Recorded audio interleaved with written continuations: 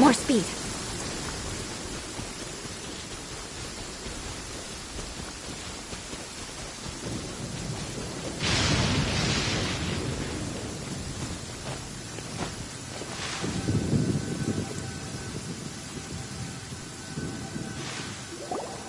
Byron said the strange tune was coming from around here, right?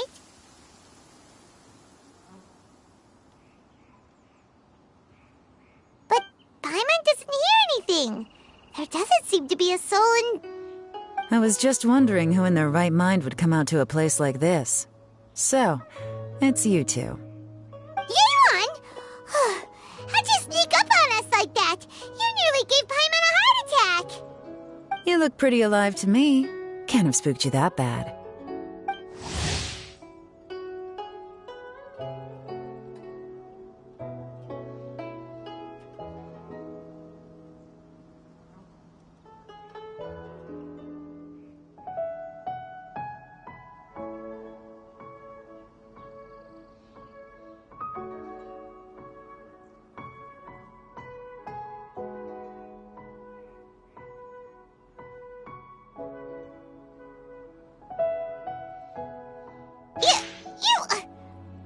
Fair enough. Ah, you're here for that too? Saves me a bit of explaining. Come with me. I've already reconned the perimeter, so we should be safe.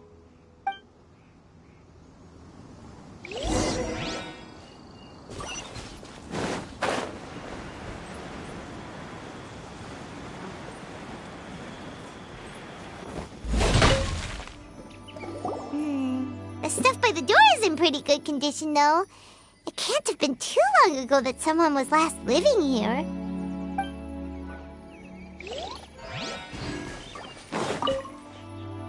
This place is completely empty. There's nothing valuable left here at all.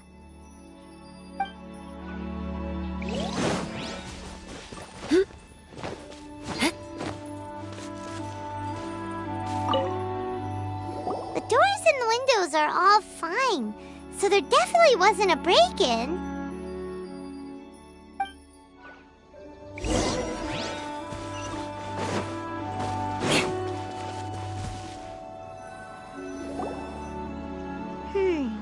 How strange.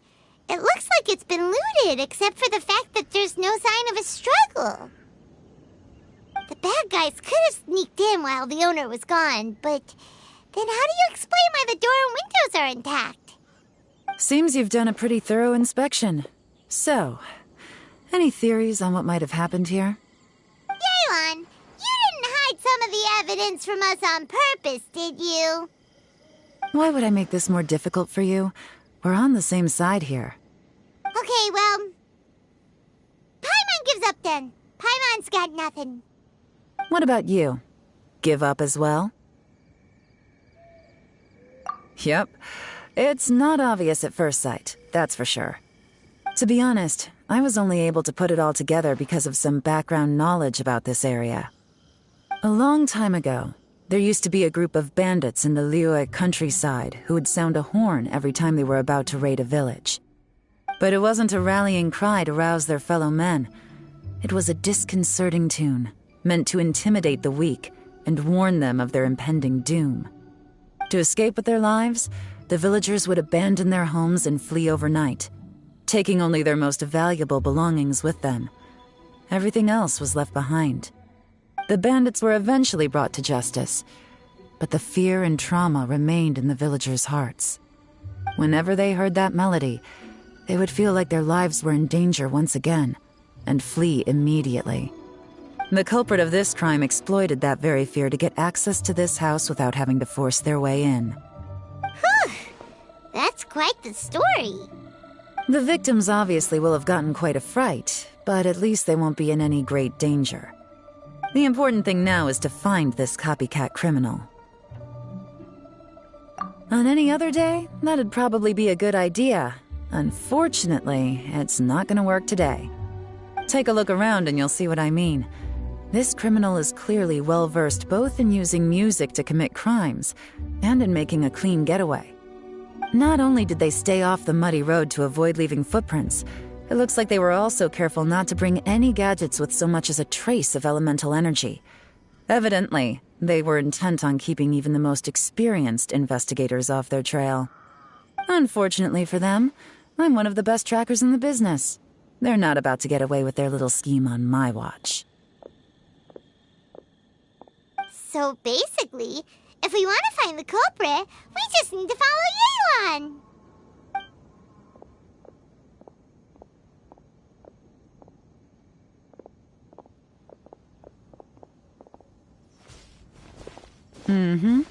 As long as you can keep up.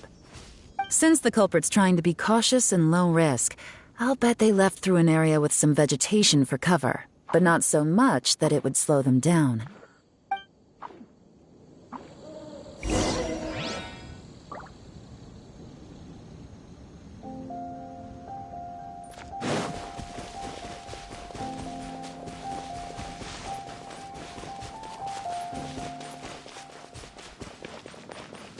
Here, look at this. These tracks are superficial, but they definitely didn't occur naturally. Something heavy was being dragged this way, meaning we're headed in the right direction.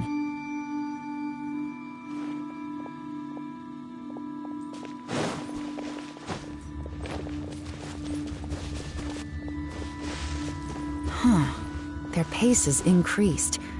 Normally, people carrying a heavy load slow down as their journey goes on and they start to tire. Whatever's motivating them to speed up must be psychological. For instance, reaching the home stretch.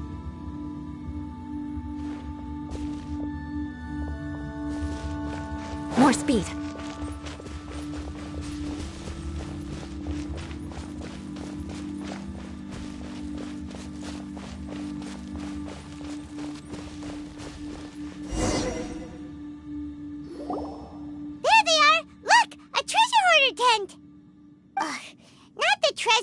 Again, and so close to Lantern Ride, too. 'Tis not the season for their antics. Come on, let's round them up.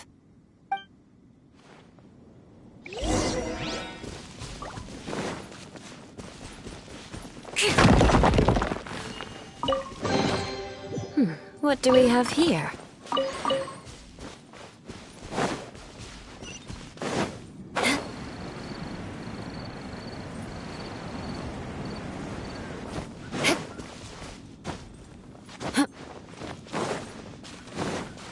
More speed.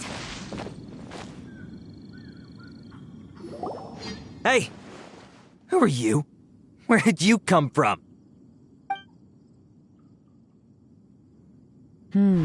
The evidence is conclusive. Okay, confess and we'll go easy on you. My patience is running low, so why don't you do us both a favor, You kidding me? You think I'm scared of you? Perhaps not, but you should be.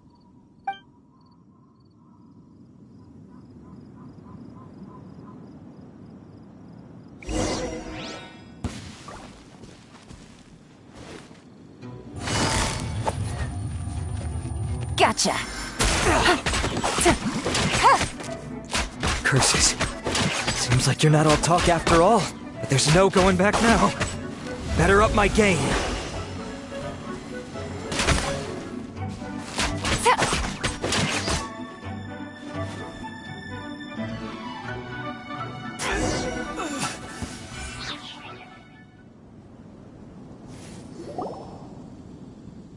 Mercy! Have mercy! Oh, it's a little late for that. I've come this far, I might as well finish the job. I surrender! I surrender, please! I'll do whatever you say! Please have mercy! Tell us everything. You have one chance, and I'm warning you. Don't make me ask twice. I won't, I swear!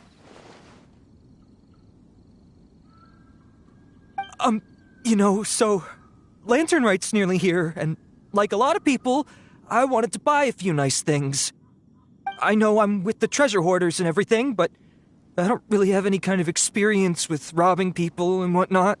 So I don't have the guts to break into somebody's house. Wow, you're really going to complain to us about that? No, not at all. I'm just telling it how it is. Okay. Continue. I racked my brains trying to think of what I could do, and eventually I remembered something from back when I was a kid. The bandits would blow their horn, and my grandma would grab us kids and run. I remember the tune, so I figured I'd try it for myself. I mean, just to see what would happen. At first, anyway, I seriously didn't expect that family to pack up and leave. But they did, and they just left all their stuff right there for the taking. It was too easy. I couldn't resist. It was completely wrong of me. I know that now. I'll return everything that I took. It's all still in perfect condition. It'll be like it was never gone. Please, give me a chance, huh? Let me make it right. Give you a chance, huh?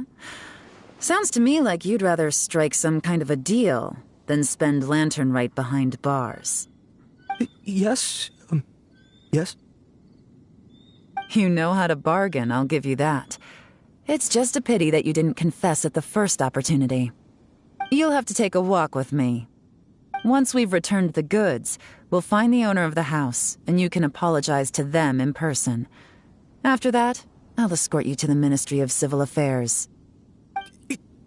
Yes, ma'am. You know, as a former victim of this kind of crime yourself, I doubt anyone understands the fear you inflicted quite as well as you do. Does your greed matter more to you than your fear?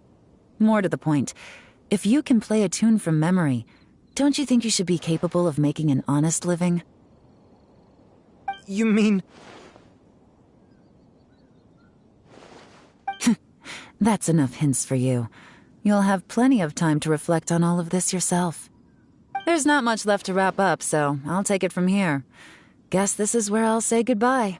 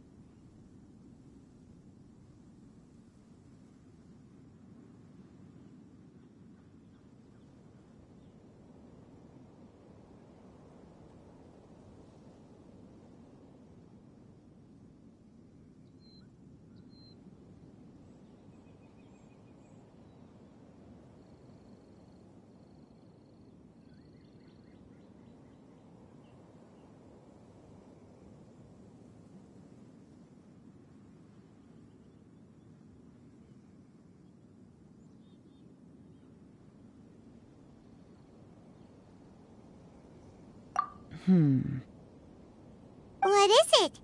Is there something else? I'm still not sure how you first got your hands on this information, so play it safe when you get back. Don't mention to anyone that you ran into me out here. You helped a lot with the investigation and arrest anyway, so it's perfectly fair for you to get all the credit. Just take it. It works better for me, too. See you when I see you, and happy Lantern Rite. Leon's such a pro at this. With her taking it from here, it's as good as resolved. Whoosh! Random event, a strange melody, complete.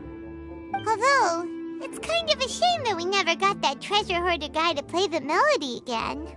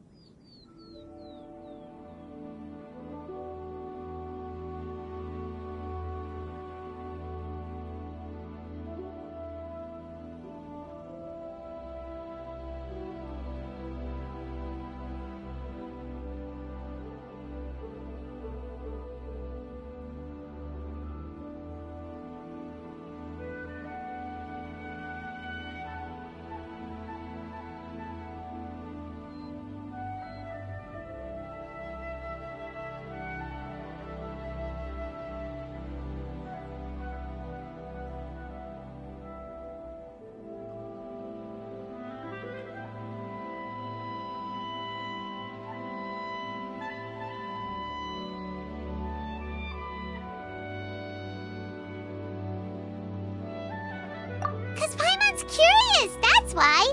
It's like when you have a tune stuck in your head, but you don't even know what it is. It's driving Paimon crazy. When we were chatting with Mr. Dvorak, music seemed like such a positive thing. And most music is, right? It can help us relax, feel all warm and fuzzy, recall happy memories, or even just think happy thoughts. Paimon never imagined that music could be used to commit crimes.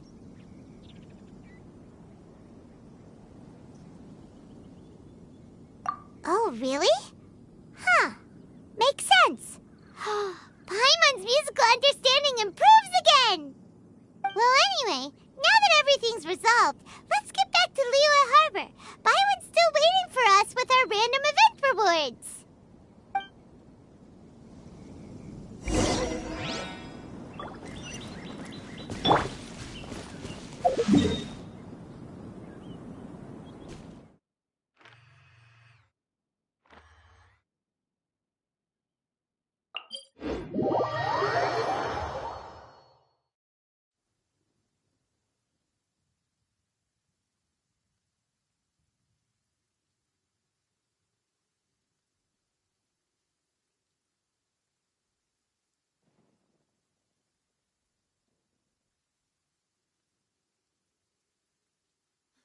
Weather is a hindrance.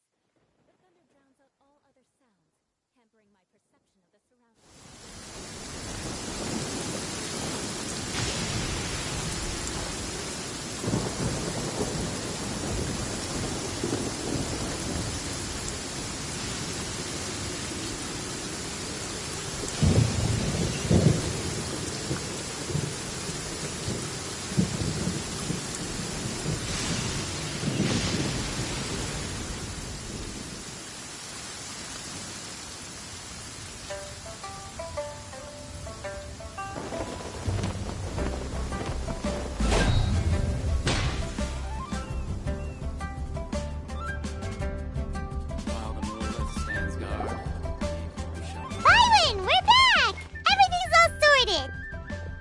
Great news!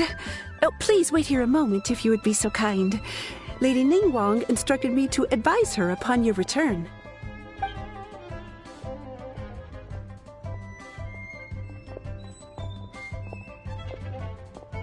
My greetings to both of you. Long time no see. No need to be so formal with us, Ningguang. We've known each other for a long time now. You must be super busy with all the preparations for Lantern Rite. Don't mind us. On the contrary, I think it is those that I have known longest to whom I should extend the greatest courtesies. Alas, on a different day, I would invite both of you inside for some tea and a brief respite from your travels. But you're quite right. Trivial matters aside, there's no escaping the fact that we have a grand concert to organize. Once the performance itself is over, we'll then need to invite the representatives of the Iridescence Tour for a discussion on future collaboration opportunities. The financing arrangements alone could well entail many rounds of discussion. Simply put, there will always be work to do. Whoa, you're already thinking that far ahead? Well, we can discuss more current affairs if you'd prefer. I trust you saw this year's Mingxiao lantern at the docks when you arrived at the city? Yeah, it looked like a goose. Which Adeptus is it modeled on this time? Sea Gazer. I believe you're familiar with the name. Legend holds that he was free-spirited and easygoing. People described him as a cheerful soul and a loyal friend. On this marvelous lantern rite, we pray that the fallen heroes may be guided home. If the sound of music can flow like the rivers and streams into every corner of the land, perhaps the souls of those who have gone before us will hear the song of a new era. I wonder whether the melodies will be to their liking. Oh, they're gonna love them. Paimon's sure of it. At least, if the guy you mentioned is anything to go by, the Adepti and heroes of the past sound like a positive and free-spirited, cheerful bunch. They're sure to be open to new music. Well, let's hope so. I heard that you'll be going on a search with Ganyu to find the descendants of a fairy lady from a Fontaine legend. I'm sure this quest to uncover the truth behind an ancient story will turn into a most charming tale. Do share it with me, won't you? I couldn't bear to miss out.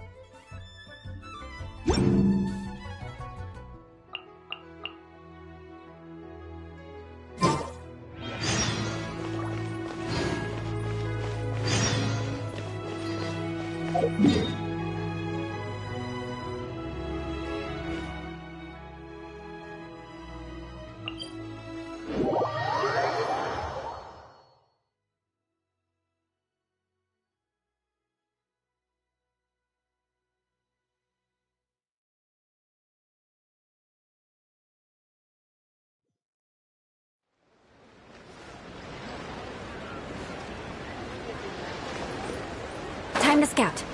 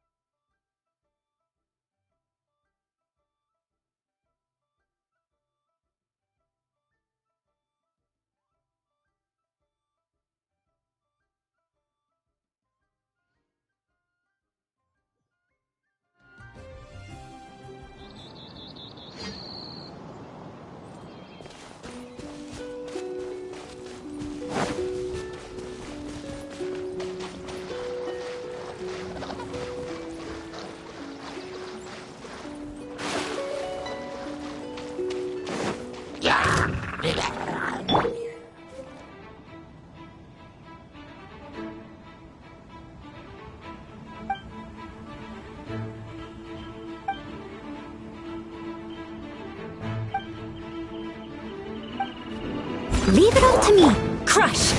Yes.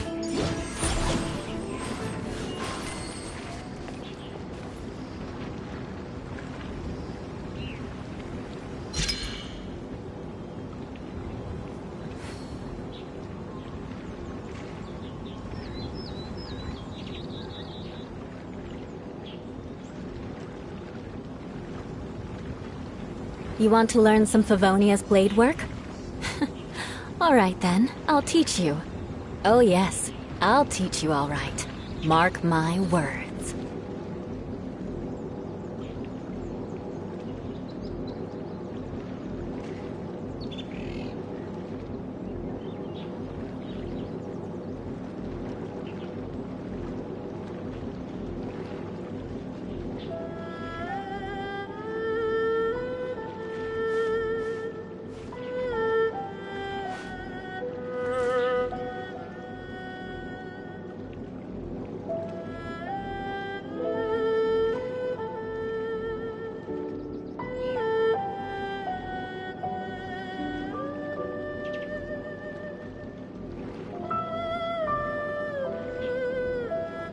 Aristocratic etiquette is all just for show. Just smile and nod along. I was forced to learn all of the rules by heart, but even I don't take them that seriously.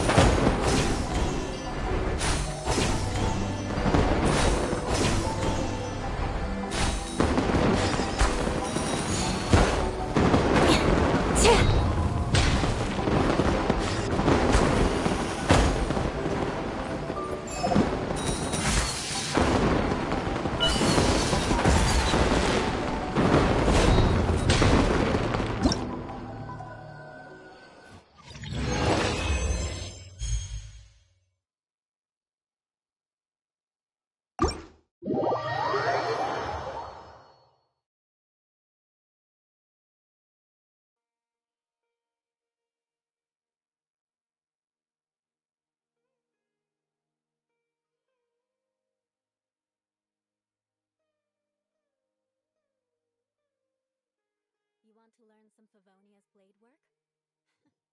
All right then.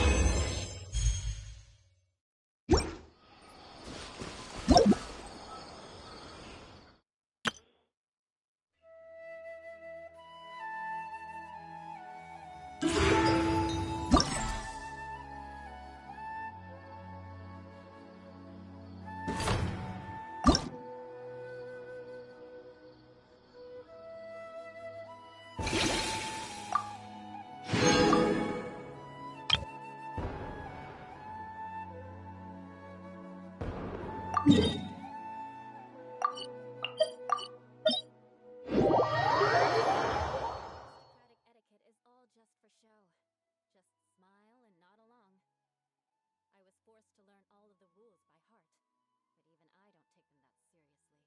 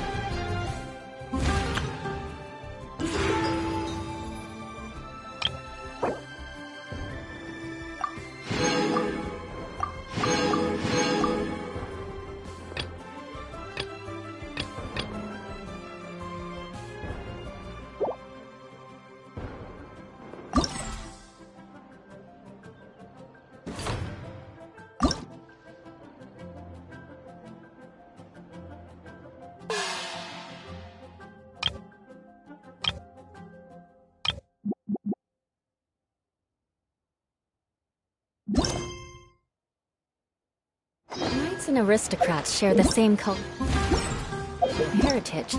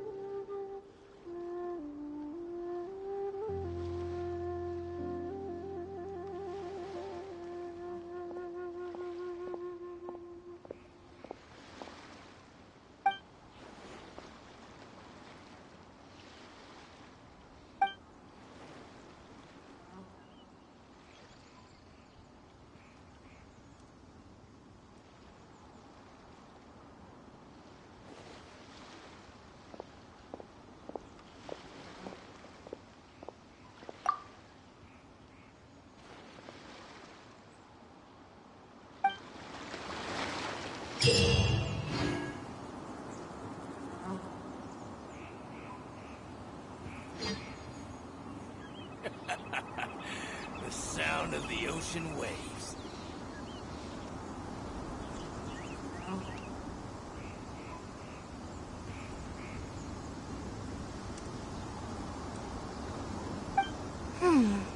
What in the world do those symbols really mean?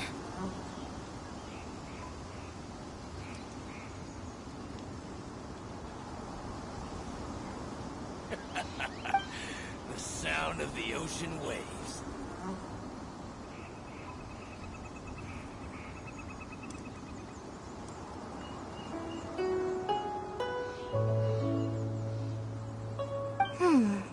What in the world do those symbols really mean?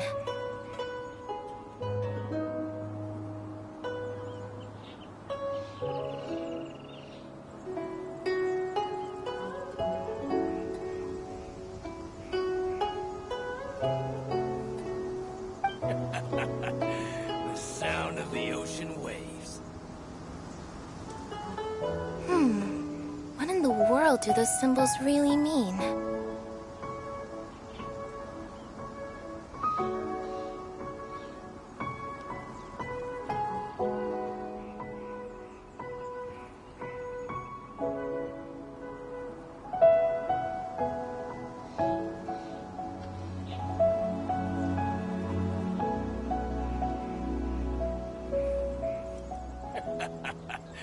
The sound of the ocean waves. What in the world do those symbols really mean?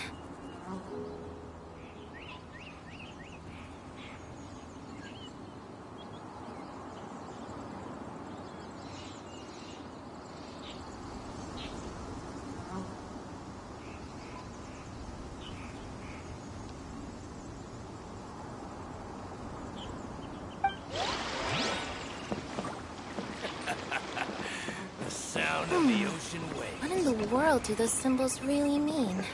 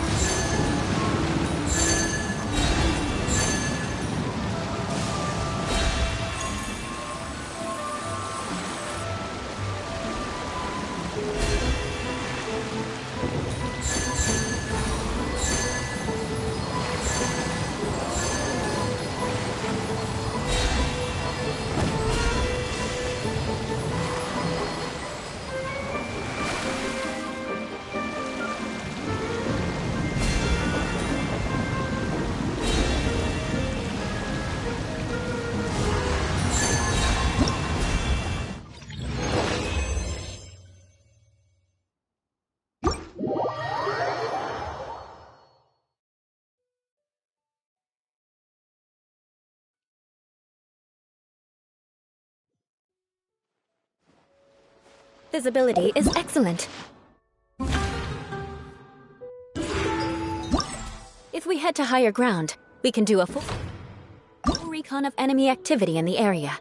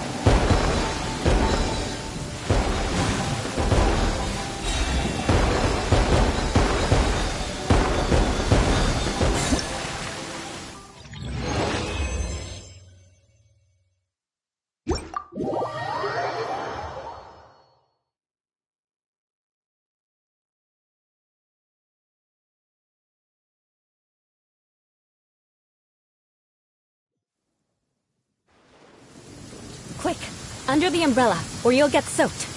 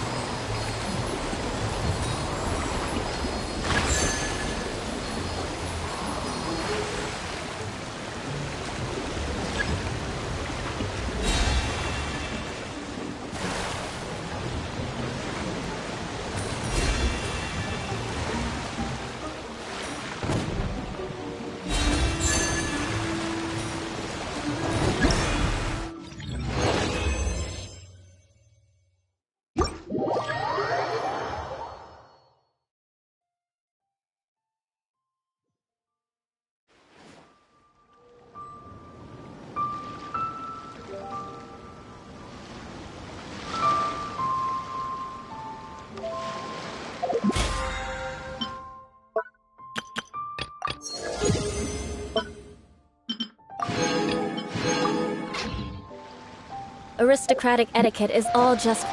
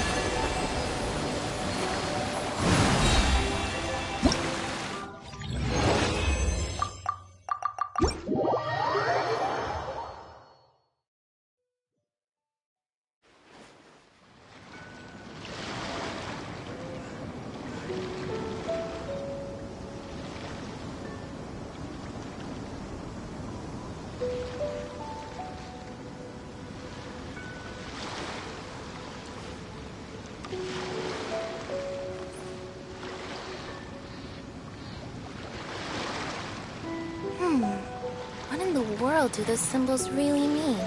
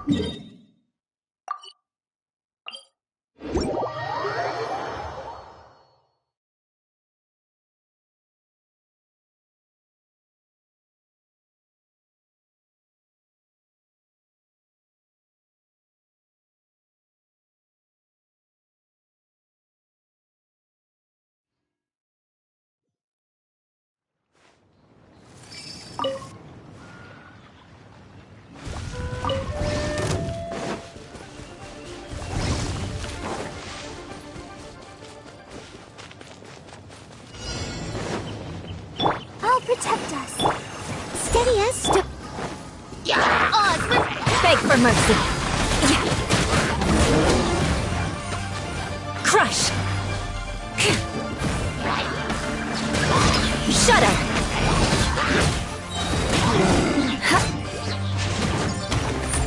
Beg for mercy.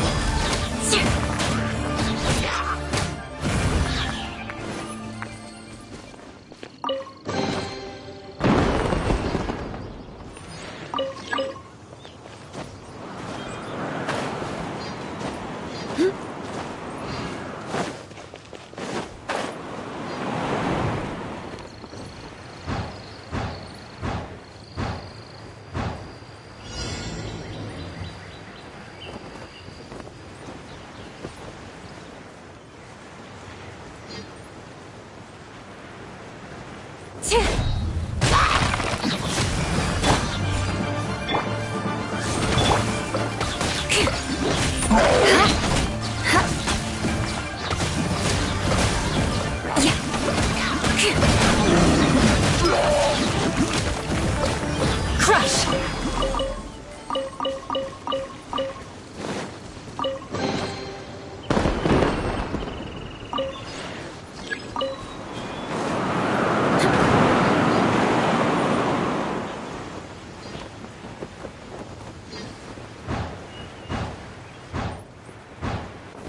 Time to scout.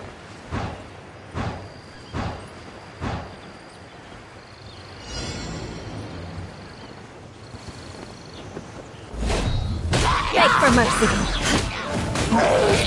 By royal decree. Shudder. Leave it all to me.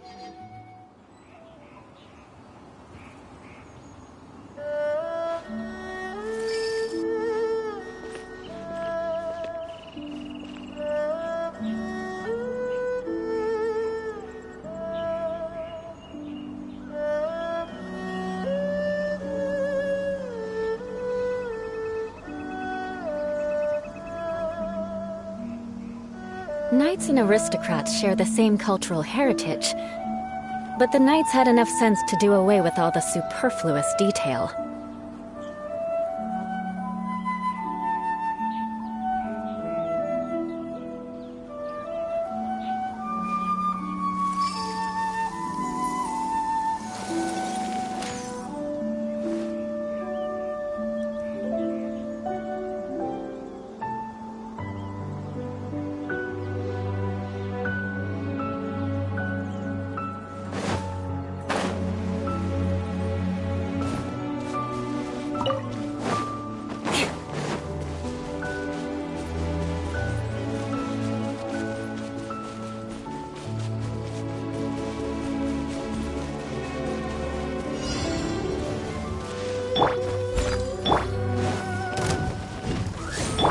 Let's dance. Beg for mercy.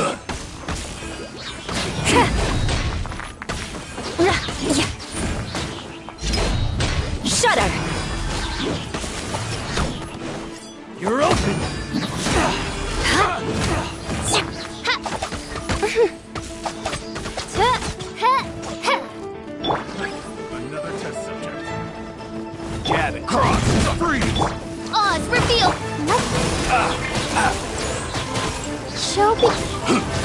mercy.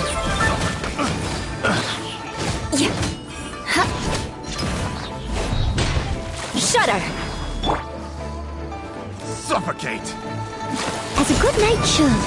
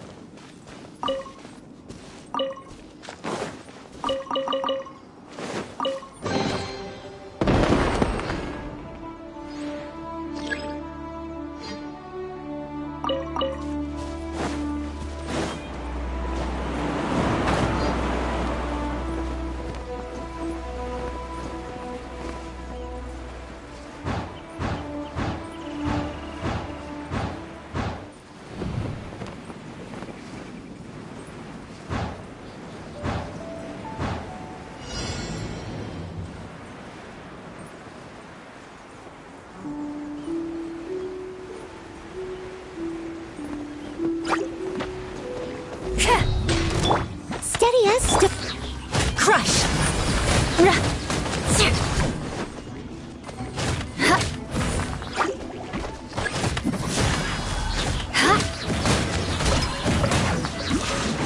Shudder!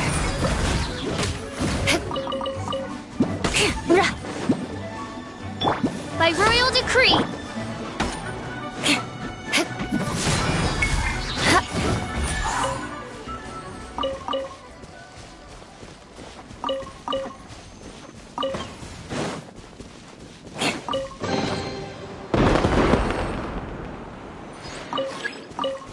More speed.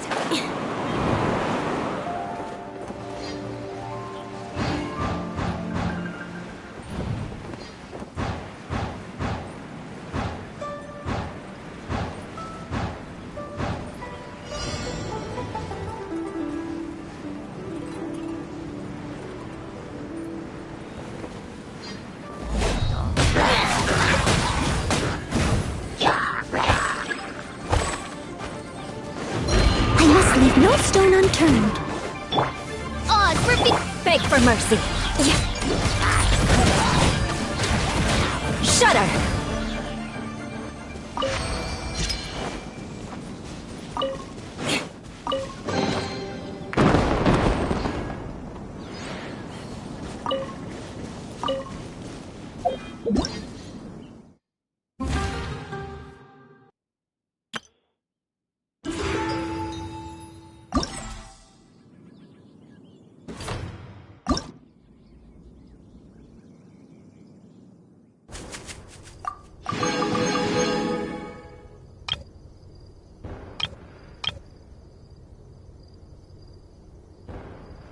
You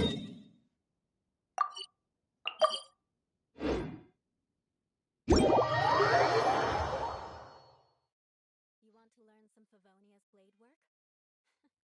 Alright then, I'll teach you. Oh yes, I'll teach you alright. Mark my words.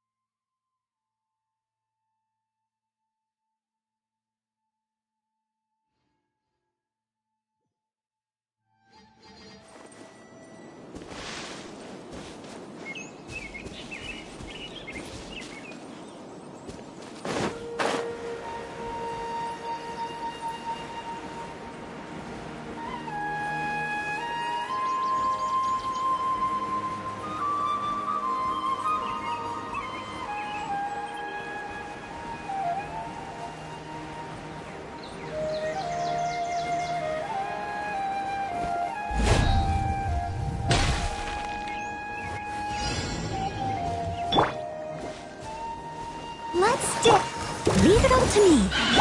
By royal decree.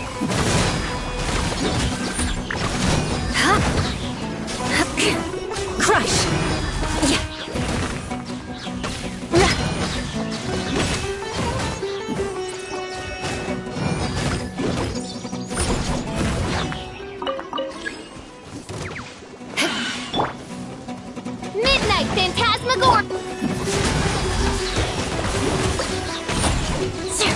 Shudder! Crush! Huh?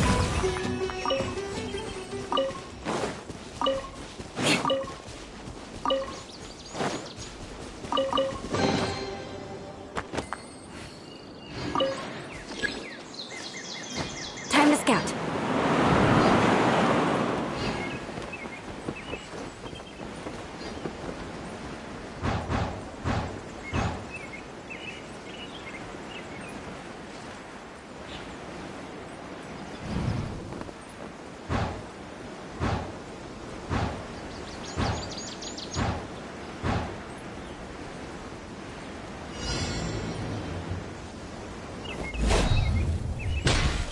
Beg for mercy.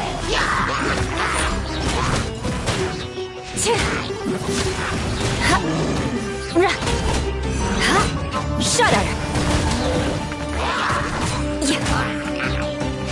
Crush.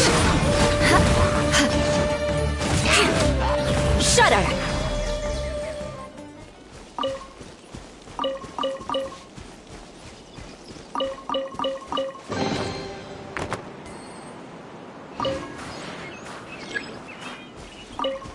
More.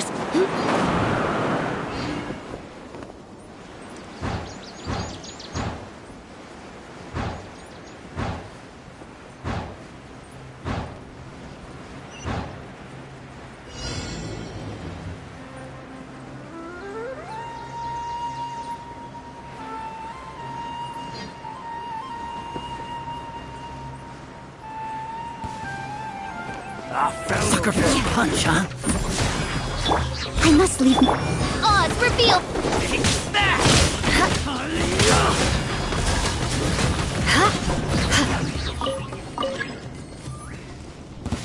Just following orders. Beg for mercy.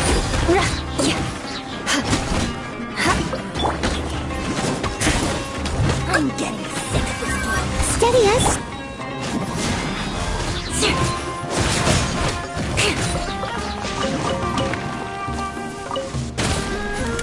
Crush.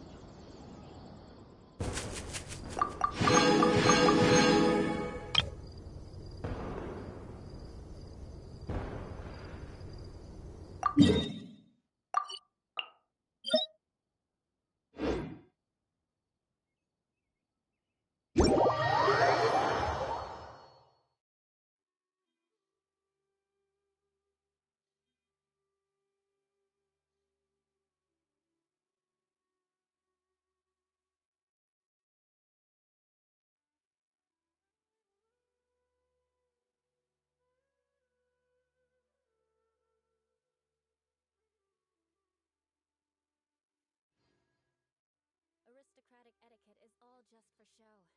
Just smile and nod along.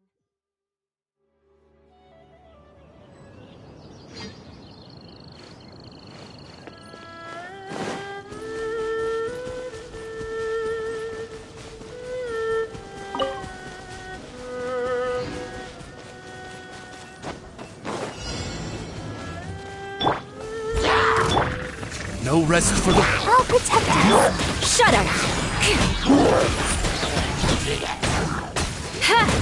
Beg for mercy. More speed.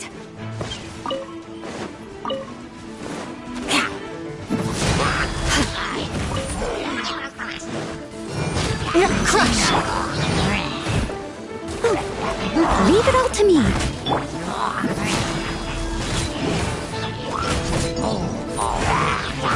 Beg for mercy.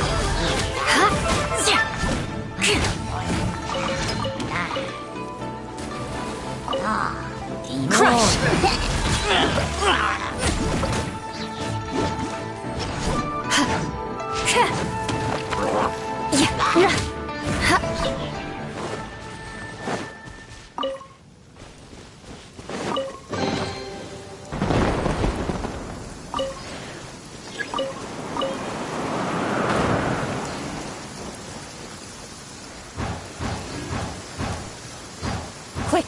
under the umbrella, or you'll get soaked. You can't risk catching a cold, because it might turn into something more serious. And if that happens, well, I can't go avenging my clan by picking on the sick now, can I? Ha! Beg for mercy! Steady us. Ha!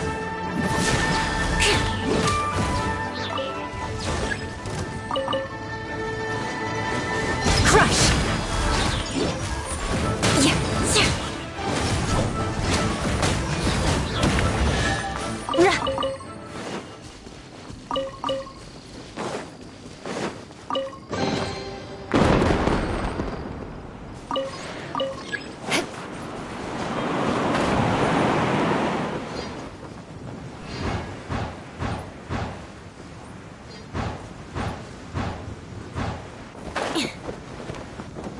Time to scout.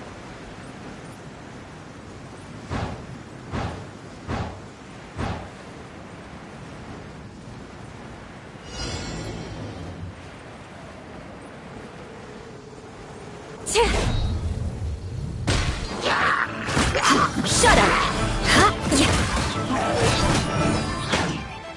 Crush!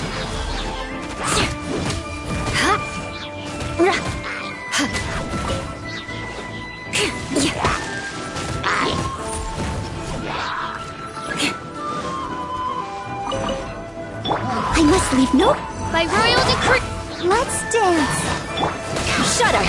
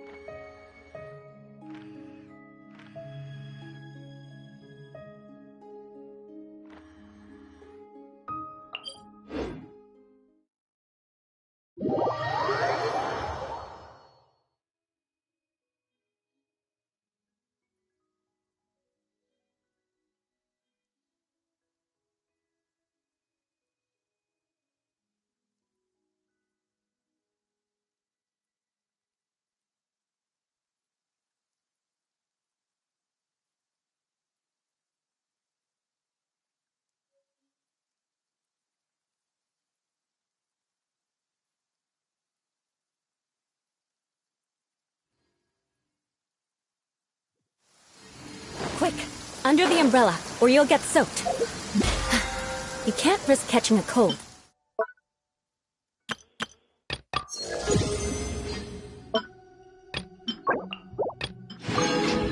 Because it might turn into something more serious. And if that happens, well, I can't go avenging my clan by picking on the sick now, can I?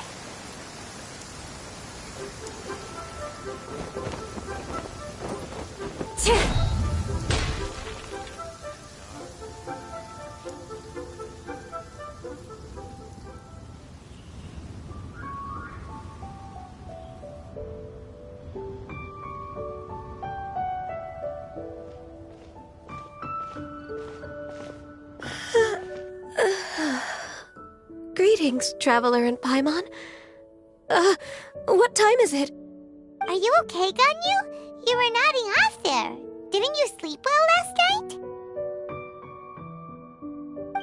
I'm fine. Don't worry about me. Let's discuss the matter at hand. Since last time, I've been thinking a lot about the story Paimon told me. In essence, someone rescued a drowning man and performed some music. If that were all there was to it, it could have been many people, human or Adeptus. But the tune was allegedly so wonderful that the drowning man forgot about everything else, even his own impending death, and only came to his senses after being brought to shore. Perhaps there was an adeptal power at work in that music that he, as a mortal, could not perceive. Or perhaps he sensed a power surrounding him but lacked the words to describe it, not knowing where it came from. Either way, if this part of the story is true, then the rescuer has to have been an Adeptus. You really think so? But this story is all the way from Fontaine. Isn't this a bit of a long shot? Also, Paimon's really curious about how people from Fontaine think this fairy lady looked. Then she looked just like Ganyu. Guess that does technically make sense. Actually, Ganyu, if you had to save a drowning person, how would you go about it? Huh? Me? Well, I'd get them to the shore, and then I'd probably hide behind a tree and watch them for a while. Once I was sure that they were going to be okay, I'd slip away without a sound. Got it. So basically, Ganyu's the type of person who doesn't like taking credit for her good deeds. No, it's not like that. I'm just not very good at explaining things. And I also find it really awkward accepting other people's gratitude. Well, what if this Adeptus in the story had a similar attitude? That would explain why she just left without saying a word. She was probably thinking something like, one was merely passing by and saw fit to address this egregious disruption to one's graceful zithering at once. You may keep your thanks to yourself. That was actually a very good impression of Cloud Retainer, Paimon. As far as I'm aware, Cloud Retainer isn't the most musically gifted. Still, we can't completely rule her out just yet. If we set off now, we could head to Mount Outsung and ask her about it. You'll be able to confirm either way if it's her, and I can, I've been in Lea Harbor for so long now that I'm just not as familiar with the Adepti anymore.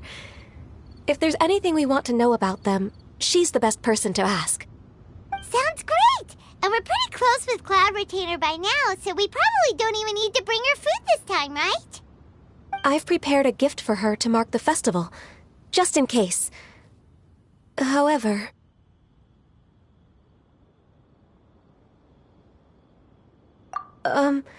Cloud Retainer spends most of her days studying mechanisms in her abode.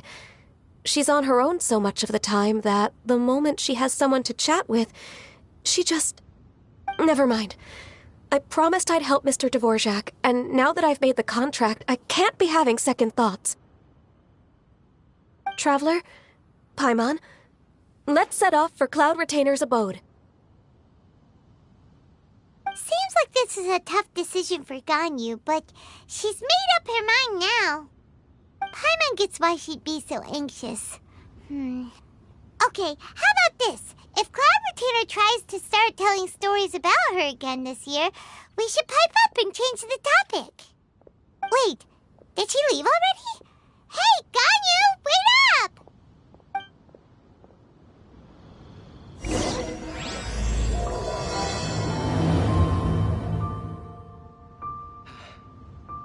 Though the clouds may darken and light turn to gloom, still the moon...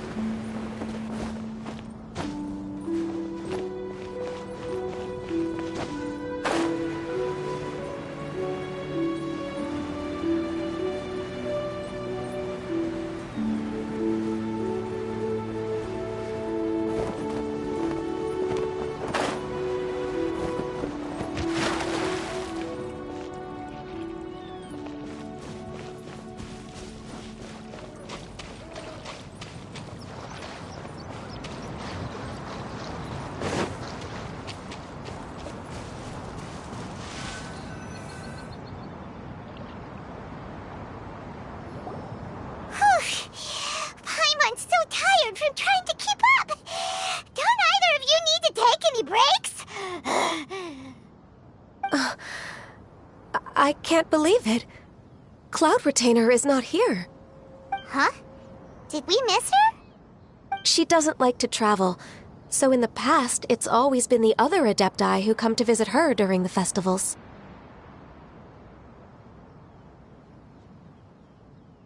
True. Now that I think about it, Cloud Retainer would be quite capable of taking care of anything on her own. There's no need to worry about her. Since she's not here, I guess the next step is to check all the other Adepti abodes, one by one. Uh-oh. Will it involve a lot more traveling?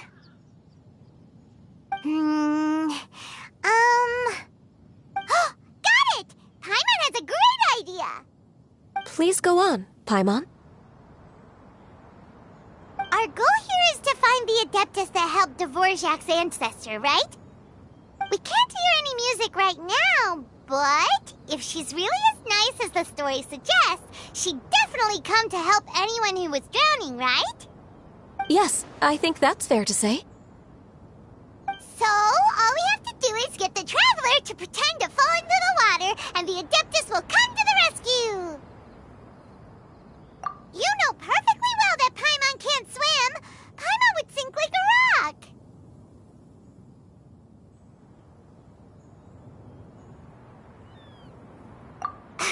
Just trust Paimon! The water's pretty deep over there! Quick, swim to the very center!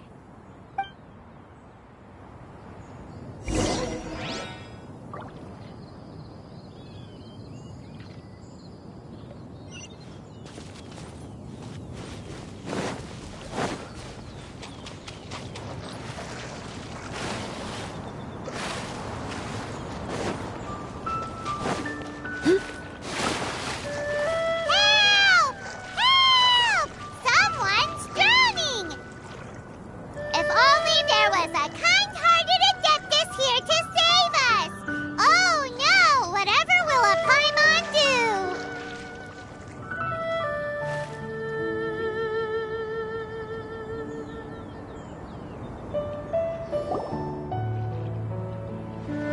What is going on?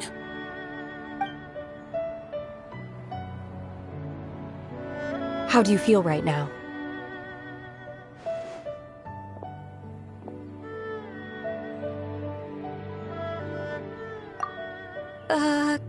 Shenhe! And the Conqueror of Demons! Why don't you say something? Please don't make Paimon explain it. Okay, fine. Paimon will explain. We're looking for an Adeptus who's good at being a lifeguard and playing music. But if the Adepti aren't gonna stay home, then how are we supposed to find them? It wasn't me. Yeah, so this Adeptus is most likely a woman. And I am not an Adeptus, as you both already know, Traveler and Paimon. Okay, so this is Paimon's fault. No way Paimon would have suggested this idea if she'd known how awkward this was gonna be.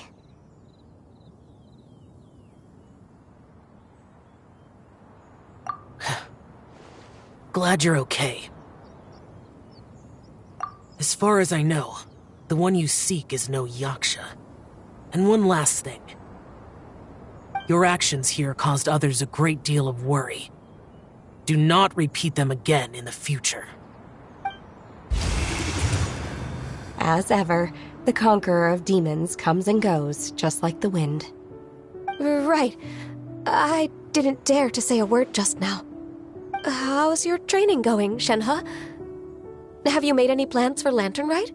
We could spend it together in Liyue Harbor if you'd like. Oh, I had planned to spend the festival with Master this year. However...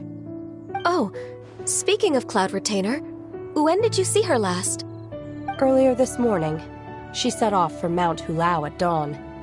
I noticed she was using an Adeptus art of some kind to protect a mechanism that looked like a boiler. Maybe it was a gift for Mountain Shaper. I did not inquire. So we just missed her.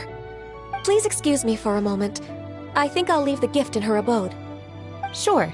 Thank you.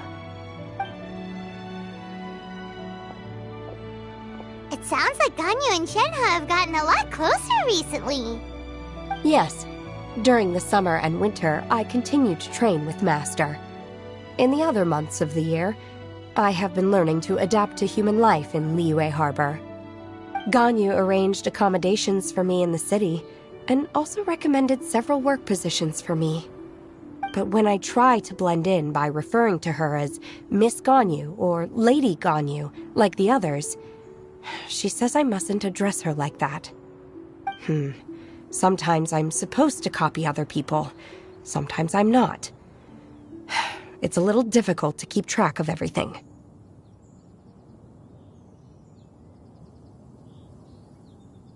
Oh, is that what it is? Noted. So, you came looking for Master today because you wanted to ask her about the Mystery Adeptus. Is that right? Yep. Oh, speaking of that, have you ever heard any music while out training in the mountains? Music? What is that? It's... a kind of a happy or relaxing sound. Or, a nerve-wracking sound. Or even a terrifying one. Okay, I'm done. I also left her a note so that she knows where to find us. We won't miss her again. Yay! That's really helpful. Thanks! We were just talking about this thing called music, and based on Paimon's description, I do believe I hear it every day. Please follow me. Oh, really? Great, let's go!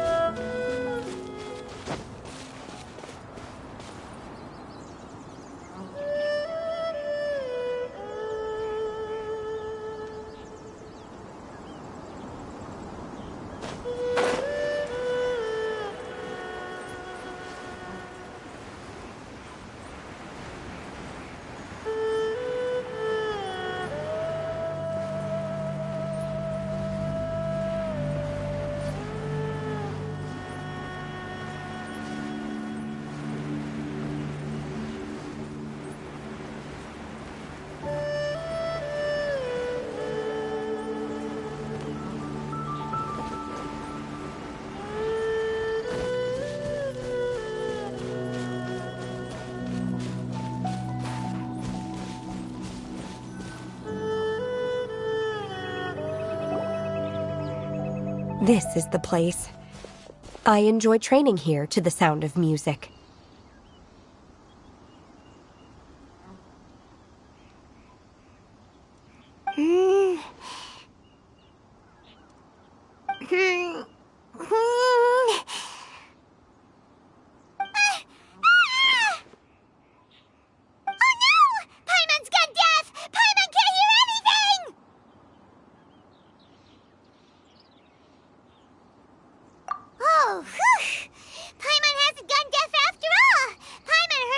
you just spoke.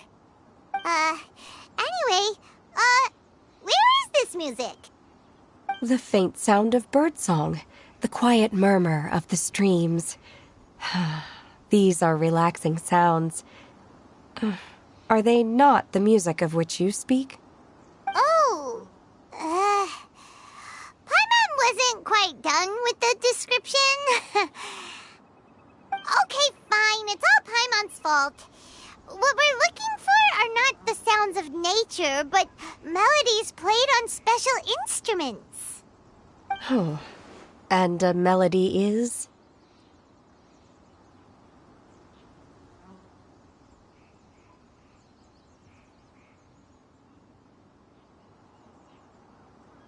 Huh?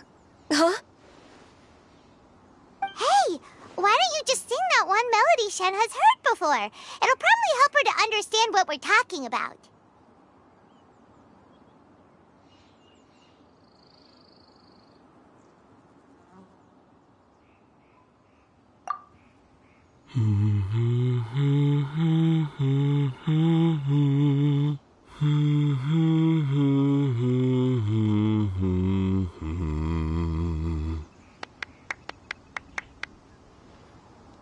Oh, was that from the opera that Yunjin sang? Mm-hmm. That was a melody, and melodies can be called music. It felt like I was transported back to the past. In my mind's eye, I could see the Zhao lanterns lighting up the night sky again. We're all there, raising our glasses and drinking to our heart's content on the Jade Chamber.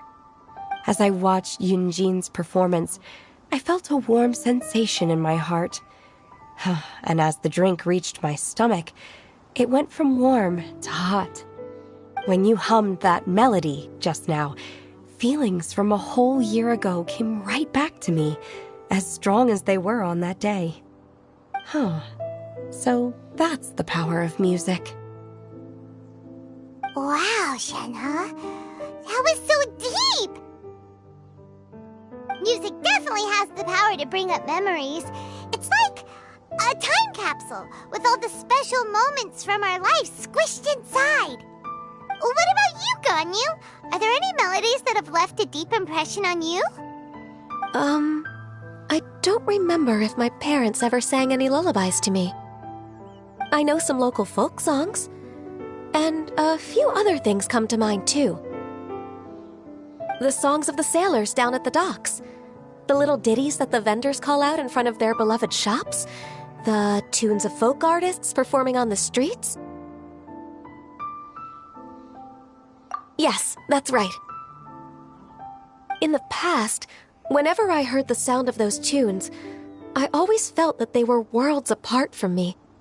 Nenny and Leah probably view me as a non-human. And they are right, in the sense that I never could connect with humans' artistic expression and their sentiments. So I haven't been able to integrate into their community and be a part of their lives. At least, that's the view I held in the past. Only more recently did I start to realize that the only barriers are ones that I have erected with my imagination. The way those melodies make me feel isn't all that different from other people after all. They're about mundane details of everyday existence. Life's ups and downs, joys and sorrows. Even though we come from different backgrounds and have different stories to tell, when it comes down to the most common things that we see and experience around us each day in the city, in that sense, we're all the same. You go, Ganyu!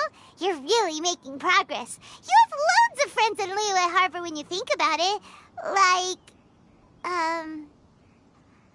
Okay, maybe some are more like coworkers and bosses, but at the very least, Keqing and Shenhe are your friends now, right? Yes, I am. Technically speaking, we should refer to each other by the conventional forms of address used among fellow disciples. But now that I know what constitutes a friendship, I do believe we are more friends than co-disciples. Thank you, everyone. Once the days are warmer, I would like to host you at my home in the city. please invite Kuching as well. I've planted many types of flowers. I'm sure some of them will be to your taste. You are too kind. I couldn't possibly. Nonsense. You are my friend. I have cultivated and cared for the flowers just as you taught me. Once you've seen them for yourself, I am sure you can advise me how to do an even better job next time. I will save some for decoration. We can feast on the rest. Then, thank you in advance. Wait, what is that saying again? If you insist? Do people say that? I'm not completely sure either. It doesn't matter, okay? You got the point across. No need to split hairs. Paimon's more concerned about your idea of a girls' night out. Eating flowers? Really? Does this have anything to do with you both being the disciples of that illuminated bird? Who dares refer to one not by one's Adeptus title, but merely as that illuminated bird? Master. Our greetings, Cloud Retainer. Ah! There it is! The illuminated bird has landed! Double humph. Now she has the gall to use it rather than she, even after being chastised once already? Barely a moment has passed since we last met, and yet your impertinence has reached new heights. Very well. If you refuse to learn your lesson, one shall scold you no further. One has received your message from Ganyu. On the matter of the Adeptus you seek, one suspects to know their identity. Well, shall one lead the way? I still have to complete my training for today, so I will bid farewell to everyone here. Very well. Await my arrival at one's abode later this night. On this special occasion, you should indulge yourself with some savory dishes. If you want to release a Shao Lantern, come and find us anytime. Thank you, everyone. Happy Lantern Rite to you too.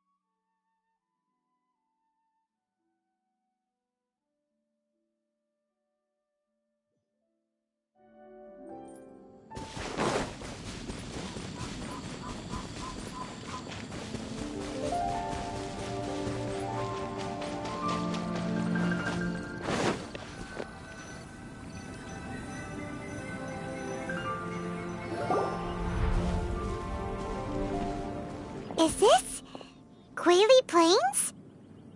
Cloud Retainer, why did you bring us here?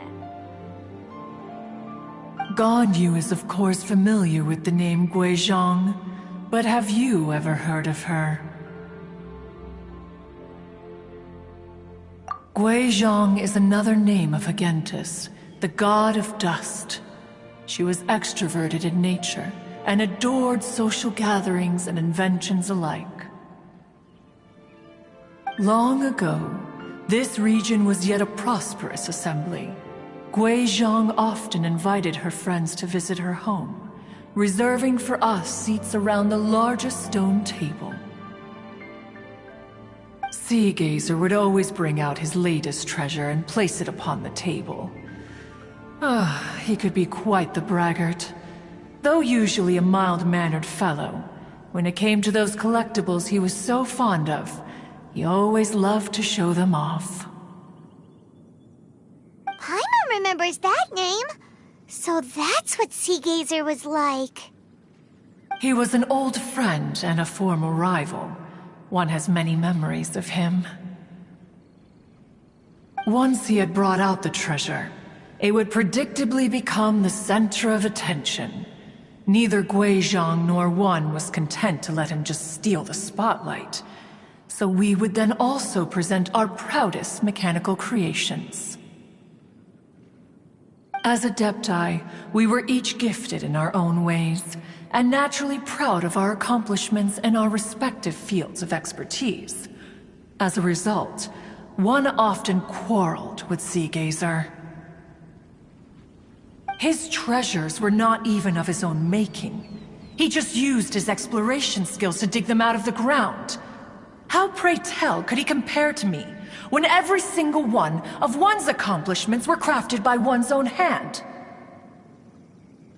Cloud Retainer, you are getting competitive again. One digresses. Regardless, every time an argument occurred, Guizhong would come over to watch us during our mutual lambastics. On some occasions, she would join in, and on others, she'd take one of us by the limb and start uttering the most ridiculous nonsense. What kind of nonsense? No kind of nonsense were we spared. Sometimes she would brazenly opine, why argue between yourselves when neither of you could ever hope to beat me? Other times, she would make unsolicited suggestions, such as, once you two are done arguing, let's go to the foot of the mountain and grill some meat. She always sought to make everyone happy, and one must say, she had quite the gift for it. No matter what nonsense she said, one never felt bothered or offended. It also helped that she never referred to one as that illuminated bird or ladybird. Come on, get over yourself! Anyway, just as our impassioned arguments would reach the apex of acrimony, Marchosius would bring his delectable dishes to the table. Who would dare snub the stove god and his wondrous creations? At the sight of him, we would all immediately drop the argument and prepare the table for a night of feasting and drinking.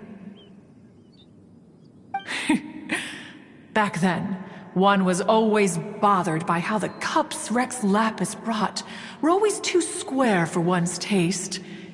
Can you see yourselves ever enjoying a drink from a square cup?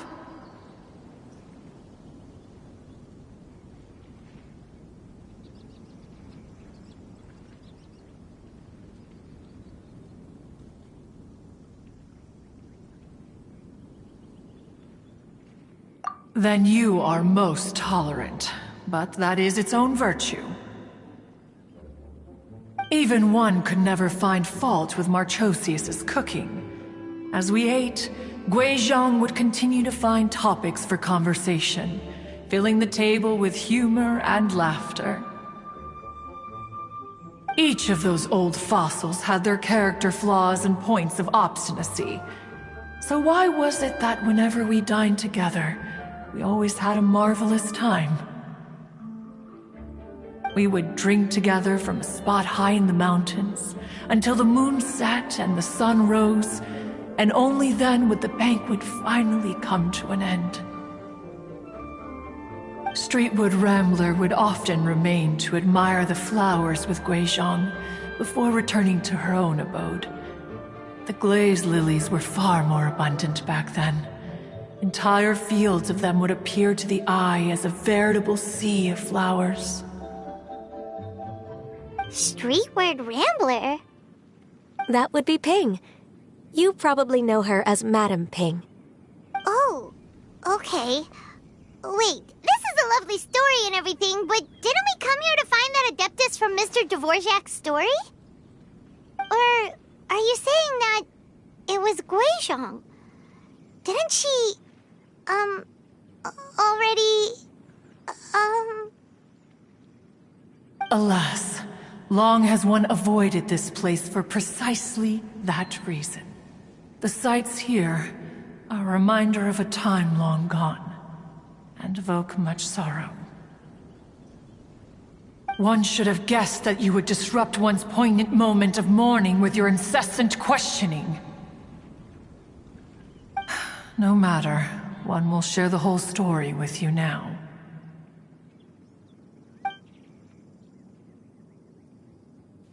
In times gone by, one quarreled oft with Guizhong concerning mechanical principles. We each had our ideals, and neither would yield. Under the pretext of a social gathering, one invited the impartial Rex Lapis to judge the quality of our creations. But Rex Lapis declared that Guizhong's obscuro vulpus mechanism was superior. Though one was too proud to acknowledge it, in one's heart, one knew that Guizhong was indeed the superior talent in the mechanical arts. As for the story between Guizhong and Streetward Rambler, that begins with a certain bell. In Guizhong's opinion, while mechanisms were no substitute for human composers, they were yet capable of producing simple but fine melodies. But Streetward Rambler believed music to be an expression of the soul, an emotional enterprise that could never hope to be replicated by machinery. They argued endlessly, until one asked Rex Lapis to intercede. He confiscated the bell and designated it for ceremonial use. Thereafter, one would often find them convening in the mountains, discussing music, mechanics, and all the affairs of the mortal world. But these good times were not to last. War broke out between the gods, and soon engulfed the Guili Plains. Guizhong was overpowered by the enemy, and fell in battle. When Streetward Rambler and I arrived at the scene at long last, all that remained among the ruins was her lifeless body. After this, at Streetward Rambler's request, Rex Lapis granted her the cleansing bell for safekeeping. To honor our friend's memory, one made a few finishing touches to her ballistic device. Many lantern rites have passed since then. Many greetings and goodbyes. Upon what do you gaze? The Guili Plains? No. It's everything.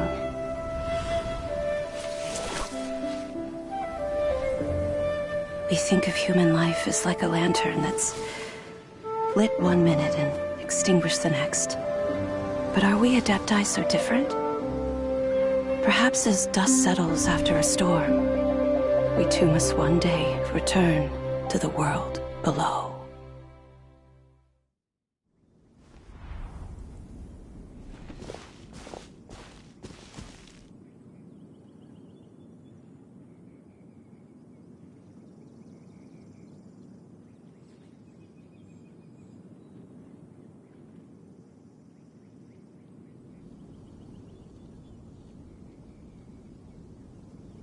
What? You have loads of friends, and you seem pretty chatty. Just because one is not ignorant of social graces does not mean one is fond of them. One is perfectly capable of partaking in conversation despite being introverted. But in the end, one is nothing like Streetward Rambler. She is dauntless but thoughtful, not to mention eloquent and wise. Moreover, her friendship with Guizhong was far greater than one's own. Back when they were rivals, they would often compete against one another in the realm of musical composition. That cleansing bell was one of Guizhong's proudest works, having the ability to both compose and perform. Wait, that's weird. Didn't Madame Ping say she pestered an old friend for that bell? And she also said something about being a vain beauty when she was young or something. Streetward Rambler, a vain beauty. My foot. That bell has a sad history. Clearly, she refrained from sharing with you the truth of its origins, since the right time had not yet come. As for her old friend, who else could it be? As soon as Streetward Rambler heard that a certain Zhang Li wished to borrow the bell, she realized that the man was none other than Rex Lapis, and that he had made an enormous decision. After all, we all have known each other for several millennia. Some things between us are implicitly understood. Whoa! So they were talking in secret code? Oh, Paimon did not see that one coming. Enough of your intrusions. Where was one up to? Ah, yes. One remembers now. The cleansing bell is powered by a mechanical art, and can be used to great effect as an accompanying instrument. After the passing of its creator, it was used on numerous occasions during rites of parting. But Streetward Rambler did not acquire it from Rex Lapis for the purpose of producing further funerary tunes. No. Each time she rang it, it was to play the tune that Guizhang composed on it. The two once clashed over their beliefs about the meaning of music. Who would have thought that with Guizhang's passing and Streetward Rambler's mourning, two tunes composed in discord would eventually become one harmonious composition?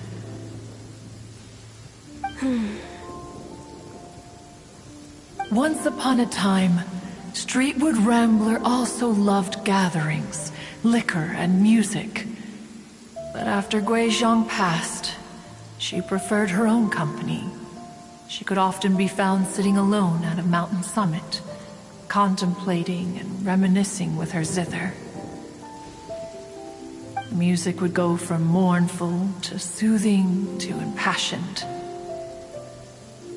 Many years passed before she finally composed a melody to her satisfaction. In celebration, she played the tune to the clouds. Regrettably, one has only ever heard her play that tune once. Which brings one back to the matter you've been investigating. Perhaps it was during that performance that the ancestor of your Fontaine friend fell into the water and was saved by Streetward Rambler. But if she was so happy with the melody, why would she only play it once? One was also greatly perplexed by this. After suppressing one's curiosity for a long while, one finally approached her and asked why she would retire the tune after having spent so long on it. In response, she said, "Though the strings that played that melody survive, the one who inspired it is gone. Tell me, Cloud Retainer, when the one attuned to my soul is no longer here, who else could hope to understand this tune?"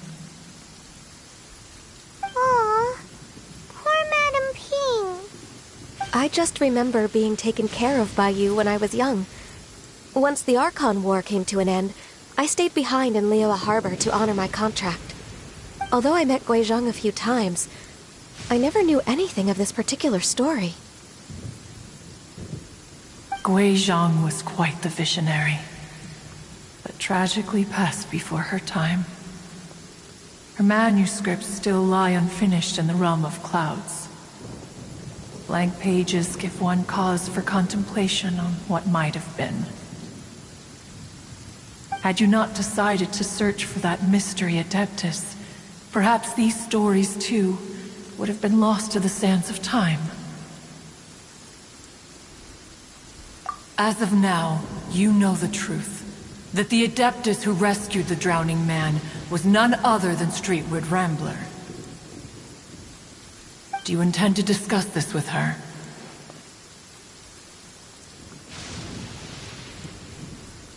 Do you mean Ping might find the topic too distressing? Precisely. The passing of our old friend is a heavy topic that both of us are usually careful to avoid. If I may be so bold, Cloud Retainer, could it be that this is just your own personal opinion? Oh? How so? I've been in Liyue Harbor for quite a long time now, and I've witnessed many farewells along the way. So I, too, am well acquainted with the pain of the passing of a loved one. But this doesn't bring the city or its people to a standstill. They have to keep moving forward. Someone as perceptive and wise as Ping will surely have come to understand and embrace this. Though these immortal mountains have lost an Adeptus, the harbor of mortals has gained a wise elder. No loss can ever be undone, but there is always much that can still be gained. Ping has helped countless people, and will guide many others in the years to come. And all to whom she extends a helping hand become her friends. People she can admire flowers and discuss music with. Though it is heartbreaking to lose a kindred spirit, life goes on, because there are new friends waiting for you further down the road.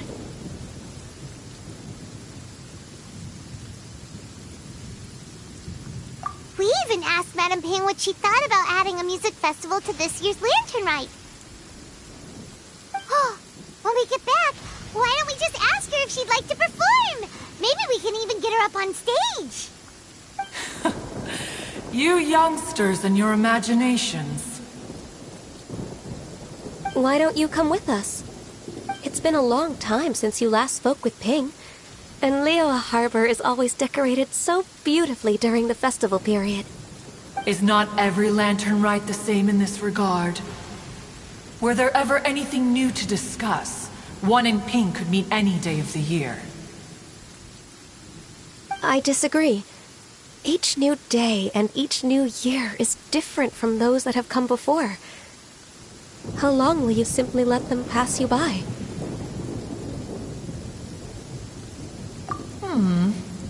The edibles she brought this time were indeed quite delectable. Very well.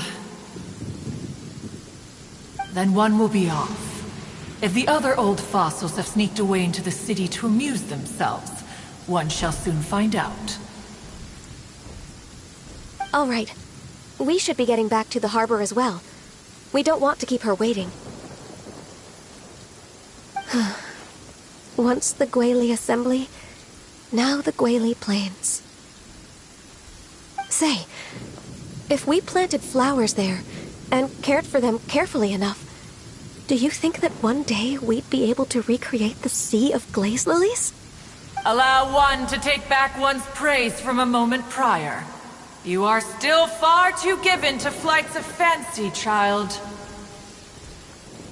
What? Cloud Retainer? You were still listening? One observed that you were making no effort to leave, and returned to chasten and hasten you. This time, one is departing in earnest.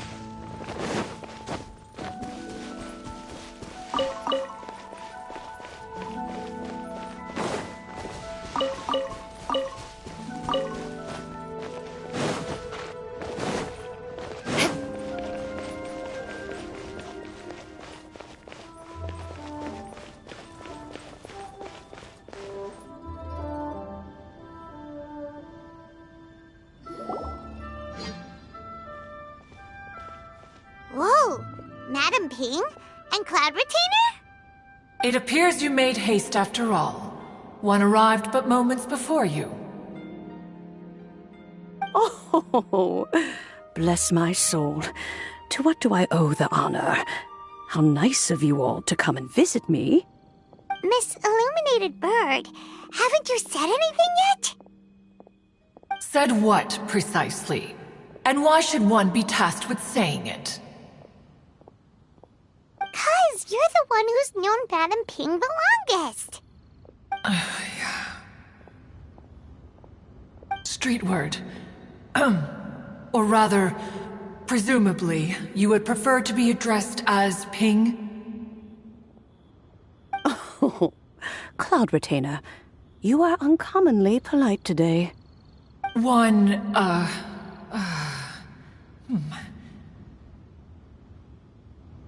Given that Lantern Rite is almost upon us, the weather in the city is most pleasant, and a sweet floral fragrance lingers in the air. Ganyu, please continue from here. Huh? All right. So, this all started because we were trying to help Mr. Dvorak find the Adeptus who saved his ancestor's life.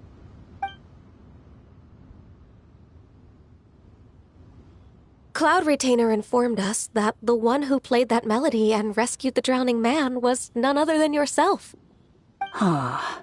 Let me think. Yes, I do believe I recall that encounter.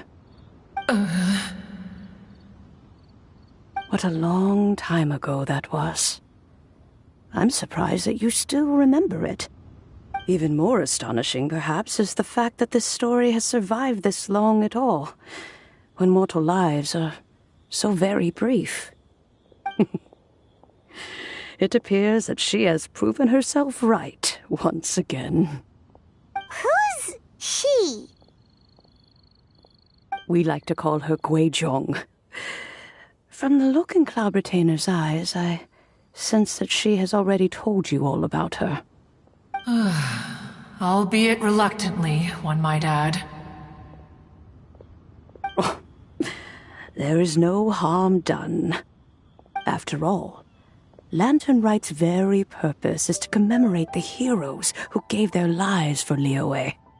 Although Guizhong did not live to see the splendid sights of today, she was as much a hero as any other. So how has she proven herself right again exactly?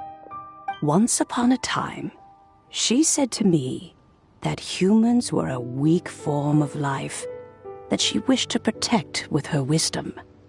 But as she interacted more and more with them, her opinions on them began to change. She marveled at the beautiful complexity of their spirits, the sheer splendor of all they could accomplish through their hard work and intelligence. She told us that to underestimate human potential would be to make a grave mistake. With the smallest amount of guidance, enormous power can be unleashed in them. And a human who has reached their full potential may well be her equal. Someone who could have as much to teach an Adeptus as to learn from them. She always had a way with words. That her mechanical accomplishments were judged superior to one's own was, one suspects, in large part due to her sheer eloquence. Speaking of mechanics, Cloud Retainer, do you still remember that potted plant mechanism? The one that the two of you gave me as a gift? Of course. Guizhong and Wan both put an immense amount of effort into that gift. It would be no overstatement to call it a testament to each of our individual technical genius. As Guizhong once said, it takes every blade of grass and every flower to make a homeland. When I see the sight of Liyue Harbor before us today, I am reminded of this. Madam Ping looks very emotional right now. Of all of us, it was Guizhong who was the fondest of these grand and exciting occasions. If she were still with us, I'm quite sure she would still be trying to best Cloud Retainer's finest works at every opportunity. Liyue Harbor is always filled with the sound of music at this time of the year. If she were here, one is certain that she would seek you out to discuss and debate the virtues of various melodies. Oh yeah, music! We've been dying to ask. What was the melody that you played back then? Oh, also, with you being such a music expert and all, why don't you join the concert as a performer? I can make arrangements right away. Oh, as much as I don't wish to dampen your enthusiasm, it's been a long time since I played this zither. My fingers don't have the dexterity they once did. And whenever I play that tune, it always reminds me of her. I start wondering what she would think of the changes I have made to her melody. There was a period of time whenever I started strumming, it almost felt like she was back again. Sitting right there on the stone stool next to me, chatting away. Skybracer and Seagazer too, looking just like they did in the old days. No matter how much time goes by, the moment that melody starts playing, it transports me right back to that time in my memory. So the past still weighs heavily on your heart? Well, I would be lying to myself if I claimed to have completely moved on. But that is not to say that grief doesn't get easier with time. Despite the sadness, I have found many things that bring me joy in life.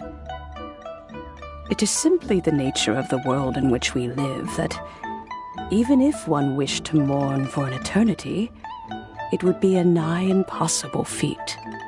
Just look at this potted plant. Isn't it stunning? It takes an honest and open mind to confront and conquer grief. You have indeed made progress. Be that as it may, I shall leave the Lantern Rite stage to the youth of today. Well, if you're sure. Granny! Whoa, what's everyone doing here? Did something bad happen? Ah, and now we've spooked Yanfei. No, everyone's just here to give me their regards for the holiday. Oh, that's wonderful, I'm glad. Well, in that case, happy Lantern Rite, everyone. Happy Lantern Rite. Oh, I just remembered that I have some, work to do at Yuehai Pavilion that I need to discuss with Yanfei. I haven't been able to find a chance until now. I will leave Mr. Dvorak in your capable hands. Cloud Retainer, Ping, we will be off for now. Huh? Does it have to be right now? Which case is this again? Hey, Ganyu! It seems Ganyu still has much to learn when it comes to the art of deception. What a pity. She has learned nothing of one's ability to carry a conversation. Since it's been so long, Cloud Retainer, why don't you stay? I'll make a cup of tea and we can chat a while. Gladly. This was one's intention as well. When you next see the Fontaine musician, please give him my regards. I'd like to wish him the very best with the concert. You got it, Madam Ping. Thank you all. I think you've listened to enough of my nattering for one day. As for that melody, I will play it for you all another time. Goodness knows I need to practice it first. Wow, that'd be great! We'll look forward to it. When that time comes, wherever her spirit may be among the countless grains of sand and specks of dust between the harbor and the mountains, perhaps she will look at the Liyue of today and steal a smile when she sees the prosperous land that it has become. All right, let's go tell Mr. Dvorak the news. This is a peaceful neighborhood. Ping, what say you to convening more often in the future? That would be quite wonderful. But I must say, after all this time, I've grown quite accustomed to the harbor. When we are to meet, I shall have to trouble you to make the journey to the city. You sound just like Shenhe. The child is constantly telling one all sorts of stories from the city, as if one was partial to them. Have you ever considered moving to the city, Cloud Retainer? There are plenty of people here to talk to. I think you would find it quite the antidote to the monotony of solitude. And if you looked around, I suspect you would find some young minds with an interest in the mechanical arts. Some of them even worth training. We shall see.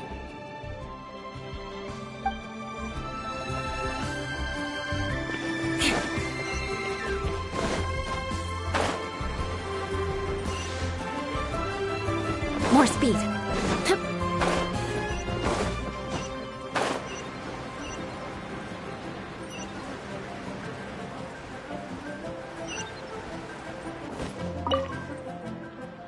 What do we have here?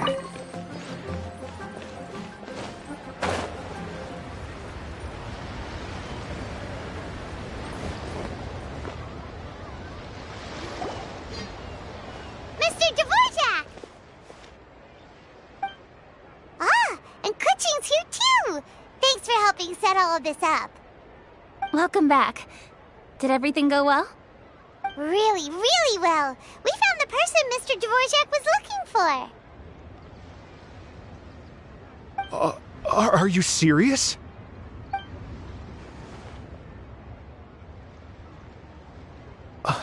I see. So the melody my ancestor heard was an adeptus remembering her late friend? That certainly explains why it was such a powerful and poignant tune. Huh. That's a really interesting first reaction. Guess that comes with having a musical mind. I have to say, though, it's hard to believe that the fairy from the tale is now an elderly granny. Oh, Paimon knows exactly what you mean. Normally, Adepti don't age at all. But Streetward Rambler, or Madam Ping as we know her, probably only became old because it's what she wanted for herself. Madam Ping possesses vast knowledge and great wisdom. Whatever physical form she may decide to take, her mind and wits are as sharp as they come. Yep, Kuching summed it up perfectly. That's exactly what Paimon was trying to say. I think... yes. I must thank her in person. That can wait until after the concert, though. For now, I need to devote all my emotional energy to the performance. Ah, speaking of, Madam Ping wishes you all the best with the music festival. Paimon has a sneaking suspicion that she'll stay in her usual spot, but listen to the performances from afar. Wait, are you serious? Huh. Oh no, now I'm starting to get nervous.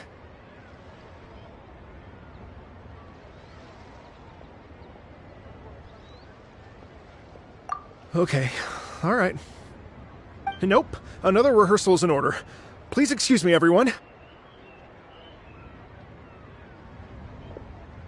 Mr. Dvorak?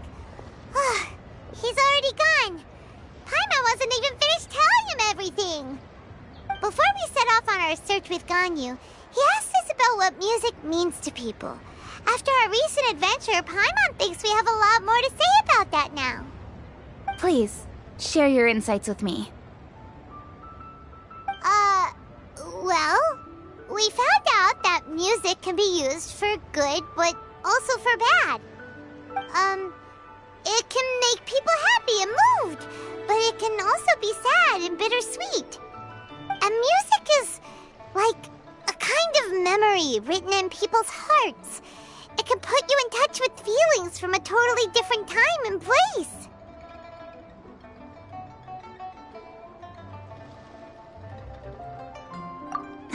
It sounds like you had an eventful trip. Don't worry, I'm sure Ganyu will fill me in on all the details shortly. Wait, does that mean you're gonna carry on working? Mm-hmm. Just a few things to wrap up. All the groundwork is done. As long as everyone enjoys the festival activities, all our efforts are worthwhile.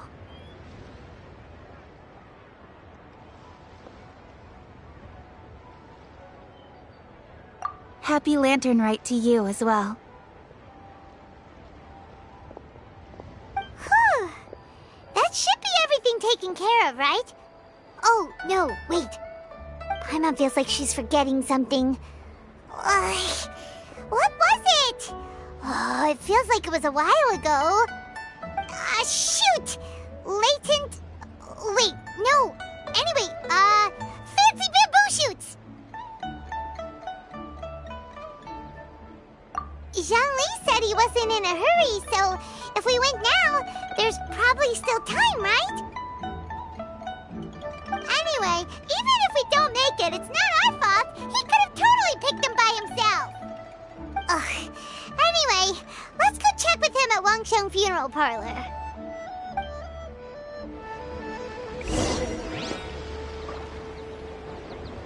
Wow, so lively. This is how a festival should be.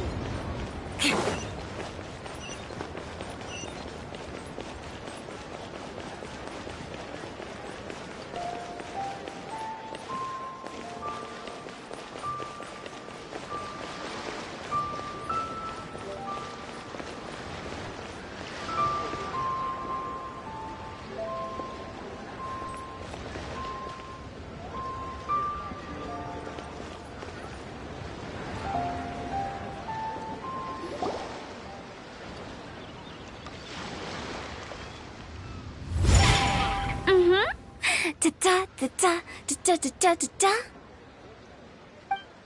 da da da. Oh. All right, let's take a break here. Oh wow, look who it is! Are you here to hang out with everyone's favorite funeral director? So you're just casually practicing your rapping skills at the entrance to your funeral parlor? In broad daylight? Okay. After everything we've been through, you don't see me for a hot minute, and you're back to being scared of your own shadow. We have all this open space, a clear view of the mountains behind and the sea in front. Not to mention we have several invisible audience members enthusiastically cheering us on. It's the perfect spot to rehearse. Invisible audience members? Gotta say, it took me a few days to get used to Director Who's way of talking. Xinyan was pretty spooked too when she first got here. Just like when she sees a frog, but a giant frog with sharp teeth. Come on, knock it off. What's wrong? I've never seen someone look so confused before. Well, don't worry, because Director Who's here to explain it all. There once was a Fontaine musician who went around town on a mission. He came door to door for his iridescence tour, looking for acts to audition. With my words, Xinyan's chorus, and Yunjin as our mentor, We'll take the stage by storm with flames roaring and the whole audience calling for more.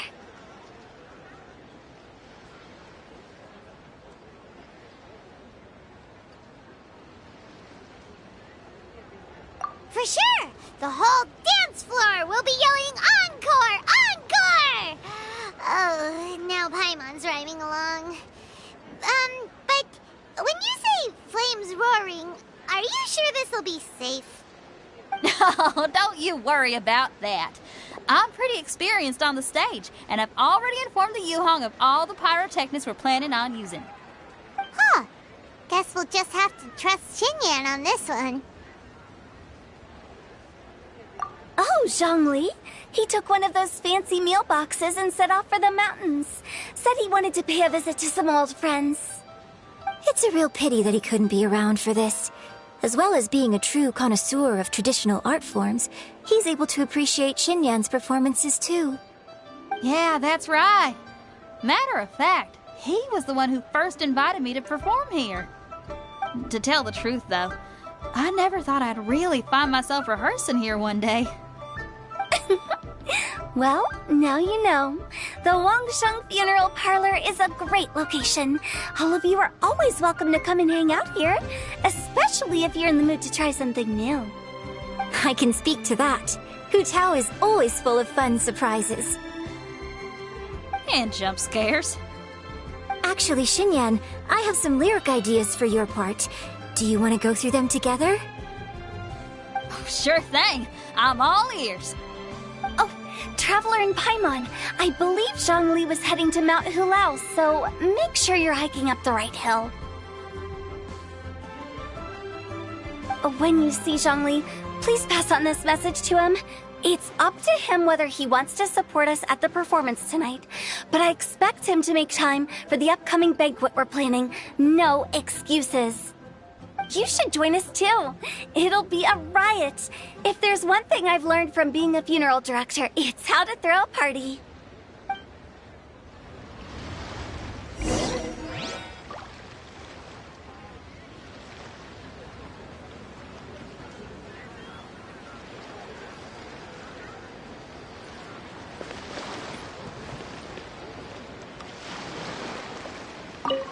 Okay, everyone. I think that's a long enough break. Let's take it from the top, shall we? Ms. Eunice, such a strict mentor. These breaks aren't even long enough to have a sip of tea. Well, you were desperate to get involved, and this is what it takes. If I gave you half the chance, you'd be sipping tea till nightfall. Hey, how about I treat us all to some late-night snacks once we're done? Hu Tao, what you craving? How about some stir-fried filet with a side of crab roe tofu? Where are we gonna find crab roe tofu so late at night? We could always just go pester masterful chef Zhongling. Now I'm hungry. All right, let's knock this out and then go grab some food.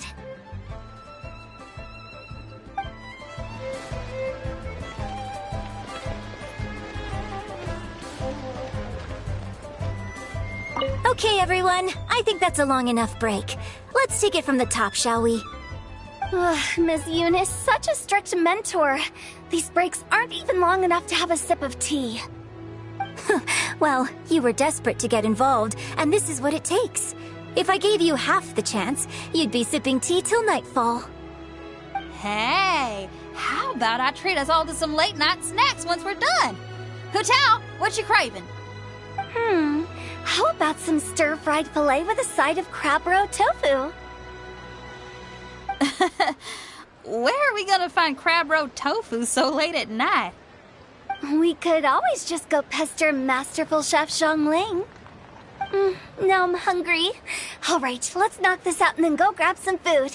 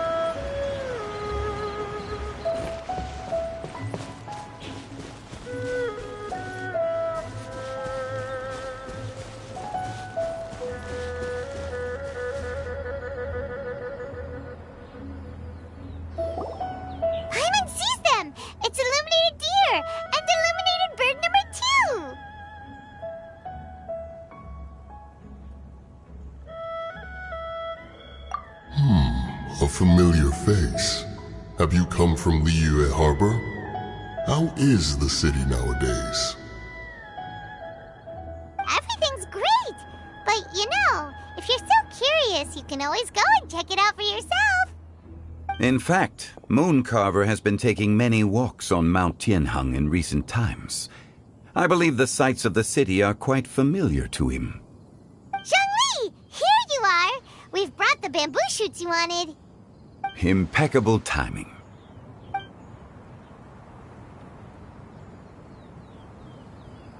Traditionally, bamboo shoot soup ought to be slow-cooked for many hours on low heat.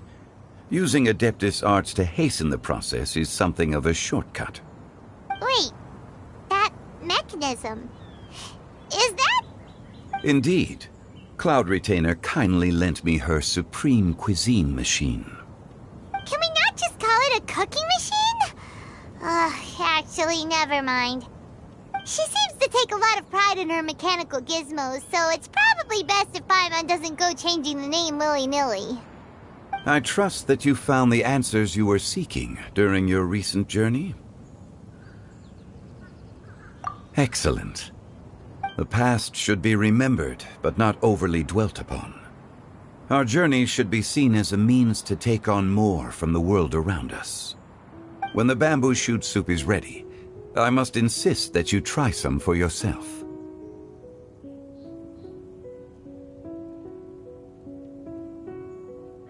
Oh, Zhongli! Huta told us to tell you something. She said, it's up to him whether he wants to support us at the performance tonight, but I expect him to make time for the upcoming banquet we're planning. No excuses. When she says performance, she must mean the Lantern Rite Music Festival.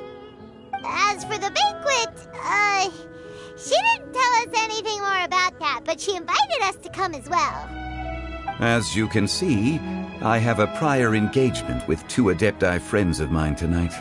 Please, give Director Hu my best wishes for the performance. As for the banquet, since the Director insists, far be it from a mere consultant like myself to refuse. Yay! Then we'll see you there? Absolutely. Rex Lapis, the bamboo shoot soup is ready. Thank you. I will examine it right away. The appearance is exquisite, and the aroma rich and intense.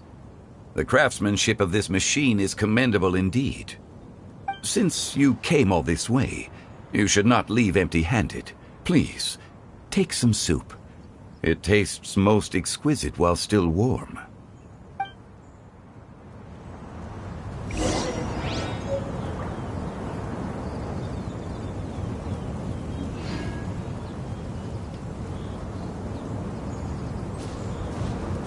I intend to reminisce with my old friends for a while longer. You ought to get back to Liyue Harbor. There is a performance you do not want to miss.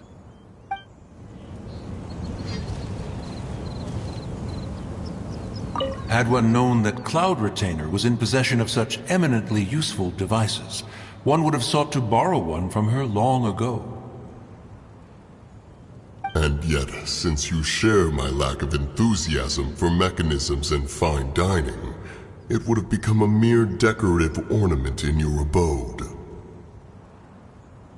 Not so. Had one had such a device to make up for one's lack of culinary prowess, Shenhe would not have had to rely on flowers and herbs alone for sustenance while under one's care. In that case, shall we rendezvous with Cloud Retainer one day soon, and request to borrow one more Supreme Cuisine machine? A fine idea. A fine idea indeed.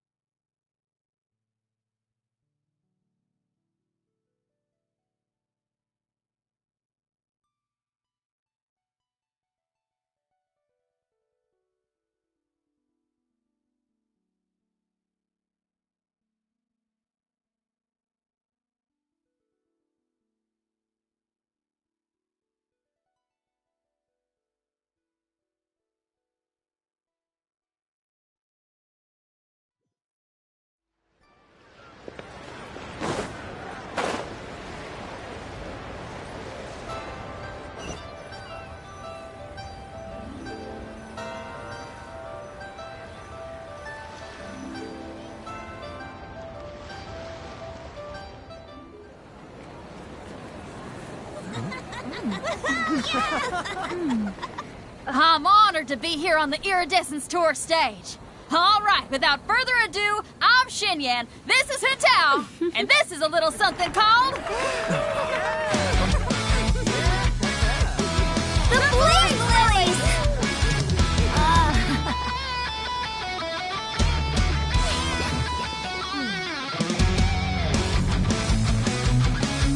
I'm up here blazing trails through the midnight sky, lighting up the world below. And when the crowds all hear my voice, they'll meet the spirit of rock and roll. Let's go! Hey, you butterfly, you too buzzing by, guiding your way to the afterlife, opening the path without a fright. Oh, I'll light the fire, watch it blaze across the universe. I'll spit my rhymes, watch your step, or you'll get burned. Hey, woo!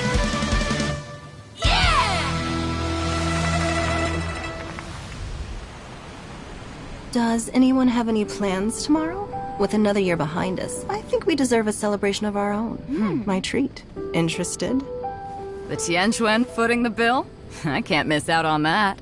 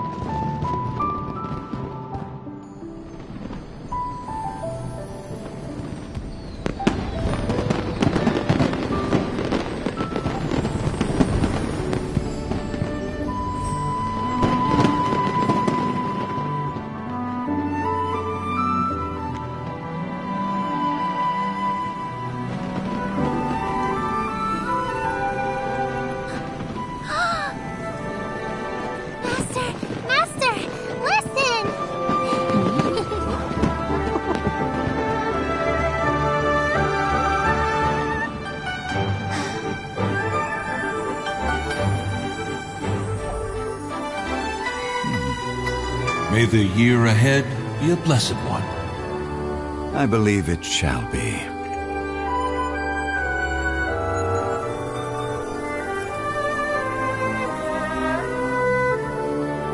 Master, the Xiao Lanterns, Ha! Elementary. One shall fashion for you a Xiao Lantern the likes of which the world has never seen. And you must take it to Liyue Harbor to display its magnificence for all.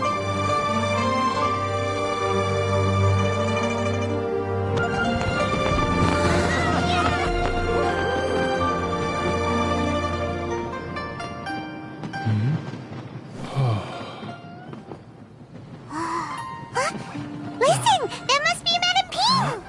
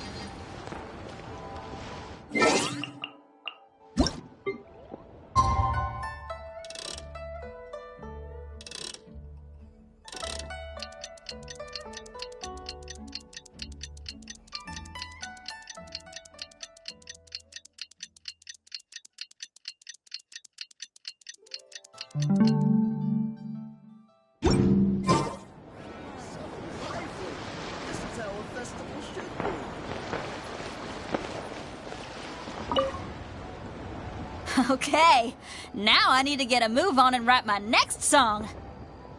Listen to you.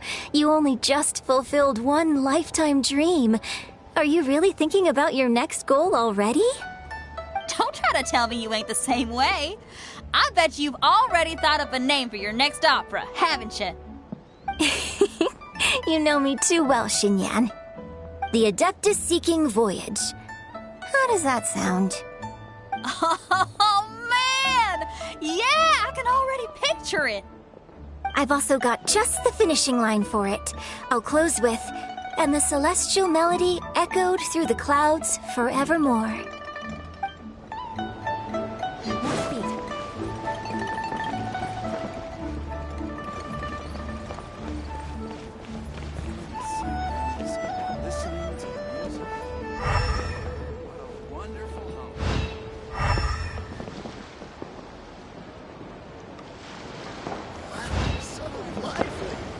How a festival should be.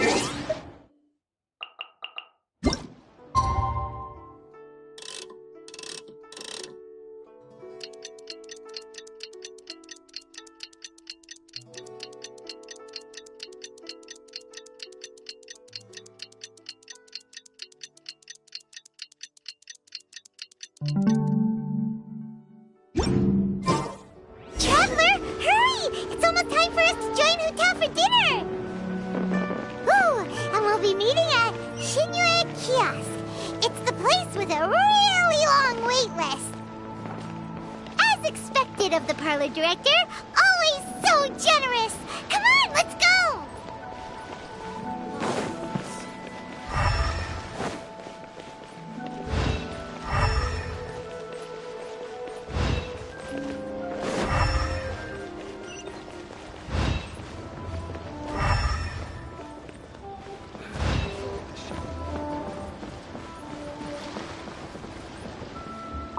Magnificent! Absolutely magnificent. Yes, when I heard the music coming from up in the clouds, I was so stunned I could barely think or move. I felt like it had a special kind of hold over me. Or maybe it was the adeptal power within the music. And the ensemble at the end was truly sublime. I felt like I would have started to cry if I hadn't been one of the performers on the stage.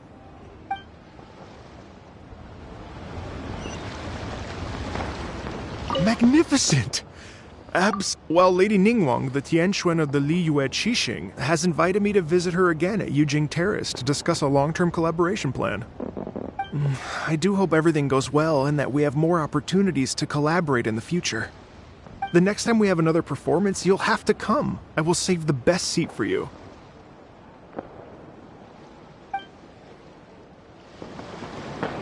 Magnificent! Absolutely. I've already given her my thanks in person. This is what she said. It is only natural to lend a hand when we see someone in distress. The wonderful music you brought to Liyue is worth far more than gratitude. Truly, I felt so honored. But I've also made a decision for myself. I will strive to create even more wonderful, original music for this era.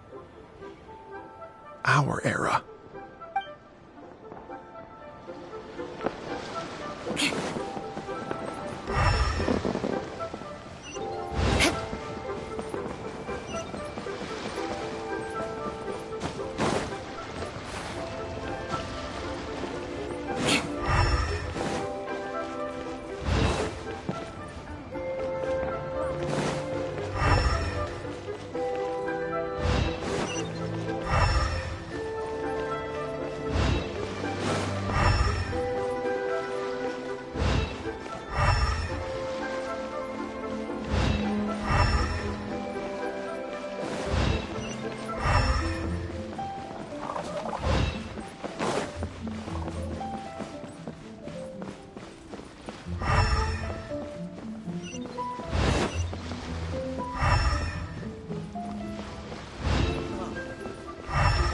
Try this time.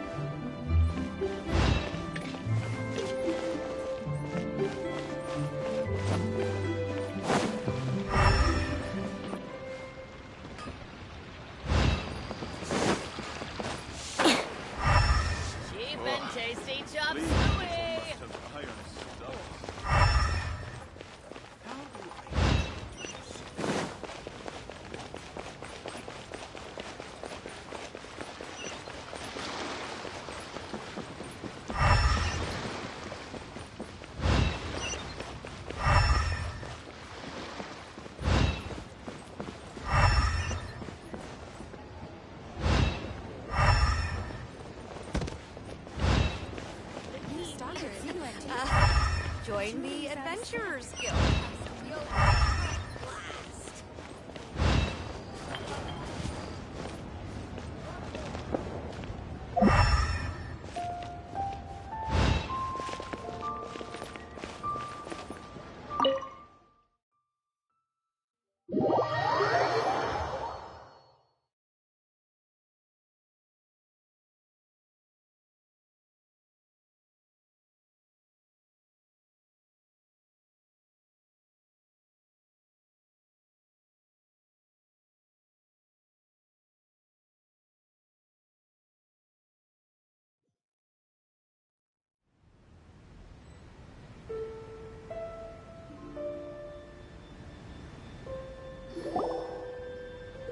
Oh, so that's how it is.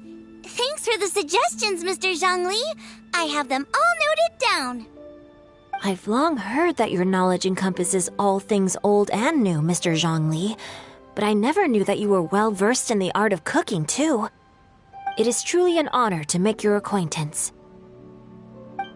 No need for formalities. I too feel humbled to be in the company of such talented young people. There are many things I could learn from you. Oh, you flatter us. If it's possible, may I trouble you to provide a few words of guidance for my practices in exorcism? Exorcism? I can't say I'm an expert in the field, but if you don't mind, we could start by discussing... Whoa, there's so many people here. All we knew was that Hu Tao invited Zhongli over. Paimon never thought we'd be meeting so many old friends. Happy Lantern Ride, everyone! Likewise. Please take a seat.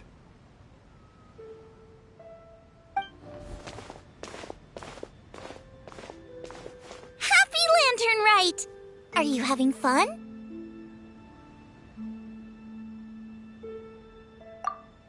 Me too. I've seen Xinyan perform before, but this is the first time I've watched something like this. I heard that the audience loved it too, and she's been receiving quite a lot of performance invitations lately. She's more busy than ever, and Yoonjin's gonna help her. Yep, and they asked us to pass on their season's greetings to everyone. They hope we'll have a wonderful gathering. The performance was spectacular indeed.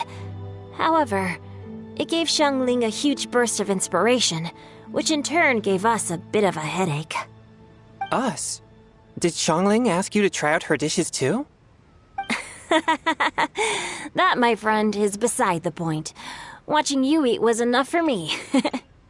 Come to think of it, I probably shouldn't have burdened Chongyun with eating my share too. Hold on, Xiangling came up with a new recipe? Let Paimon try! See? Someone here knows how to encourage people.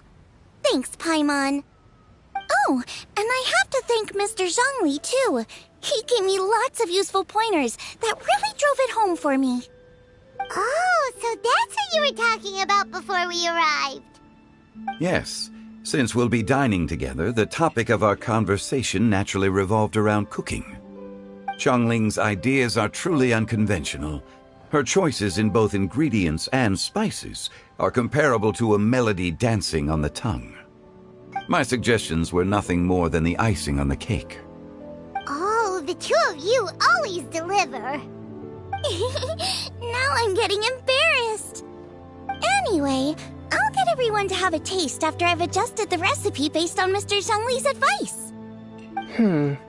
That sounds like it might become a little safer to eat. How about I sample the dishes next time? Speaking of eating, Paimon feels like we're missing someone. Oh, Hu-Tao was the one who invited us, but she's not here. And where's Guoba? Oh, Guoba volunteered to help Dad at the restaurant. You know, lots of people come over to eat during Lantern Rite. Without Guoba helping out, I probably wouldn't have had the time to accept Hu-Tao's invitation. As for Hu-Tao... The director went to collect a guest. She asked me to stay here and host you for the time being. Seems like it's almost time. Huh? Hu-Tao went to fetch someone in person? Oh, that must mean they are super important. Could it be Kuching, Ningguang, or Captain Beto? She didn't clarify. And as her subordinate, I couldn't just pry into the details, could I? Ta-da! We're here! Oh, we're not late to the party, right? Right? Good thing the Conqueror of Demons and I are both as swift as the wind, and whoosh, we made it just in time.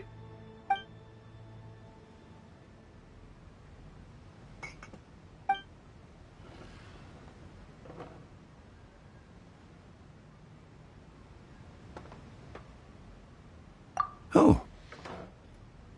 I see. So the important guest is the Conqueror of Demons. I've been looking forward to meeting you. The director didn't mention anything when she invited us. What a pleasant surprise. Gathered here with us tonight are not only young and accomplished individuals, but also the protector of Leo's peace, Adeptus Alatus. To convene here with all of you is indeed a great honor.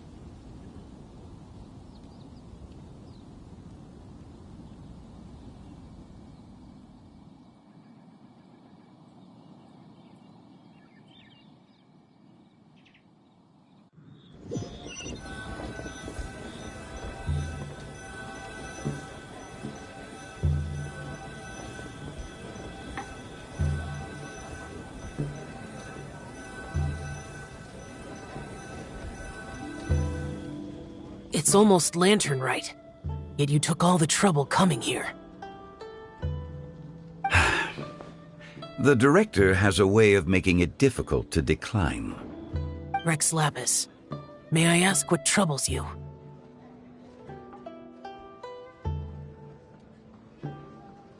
The director asked me to buy sesame oil in preparation for the celebrations. Huh. Then why would you come all the way to Wangshu Inn? I had a pleasant chat with Chef Yenshao and received some spices from him. And, see? Here's some matsutake and a portion of ham. What about the sesame oil? It's a shame. I couldn't find the kind the director was looking for.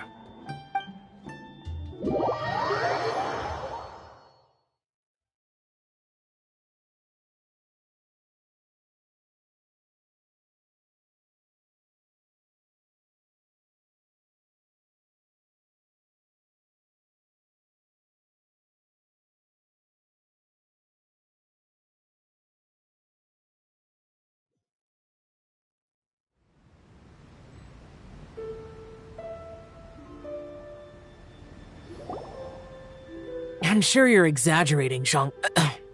Sir. There he goes again. Enough with the pleasantries. Go let our guests take a seat. Everyone here today is well known in their own field and has probably heard about one another to some extent. Some of us are even old acquaintances, so there's no need to be this formal. I heard that the Conqueror of Demons and the Traveler are pretty close, no? Great! You two sit together. You should take a seat too, Director. Oh, finally remembered me? When we arrived just now, the host at Xinyue Kiosk told me our dishes are almost ready. Perfect timing. Let's not wait any longer and ask them to bring out the food.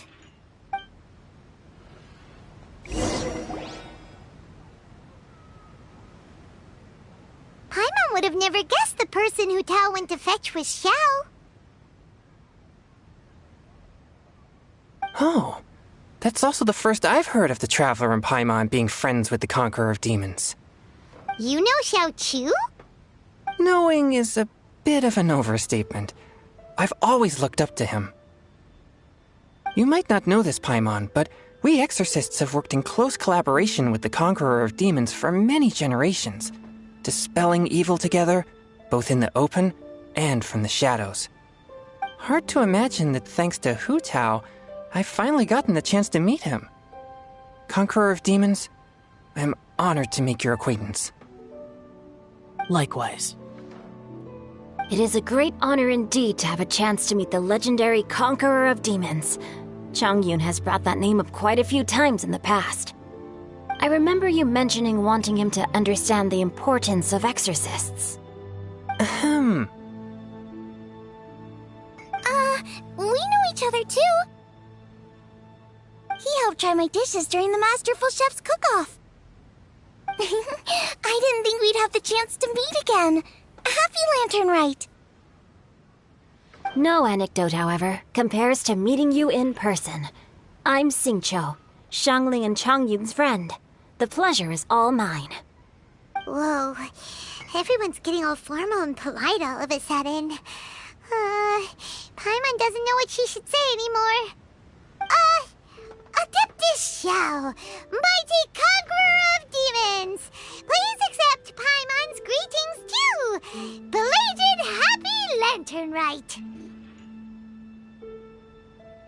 Paimon tried very hard to look for a fancy word, okay? Don't be too harsh on Paimon! There's no need to be so polite. You're right. This was meant to be a nice little get-together between friends after all. Too much formality kills the atmosphere. I didn't plan this gathering only for everyone to walk on eggshells. Hiya. What's your true intention then?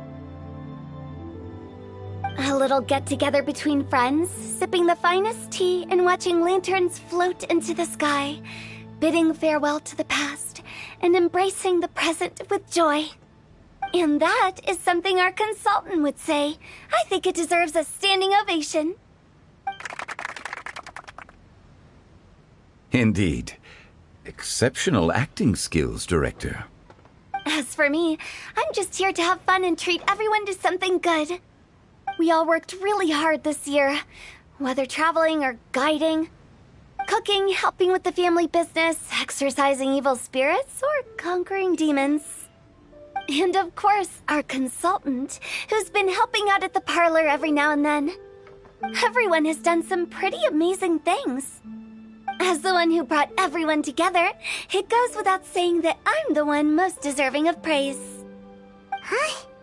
Sounds kinda self-important, but Paimon thinks it's pretty amazing that she managed to talk Xiao into coming. He rarely ever enters Liyue Harbor after all.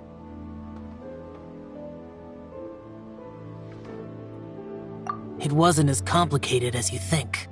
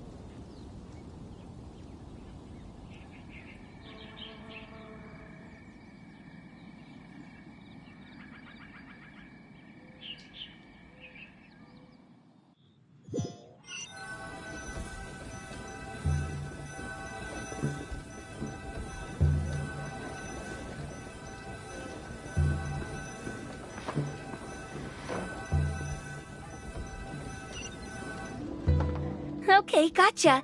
Thanks, boss lady.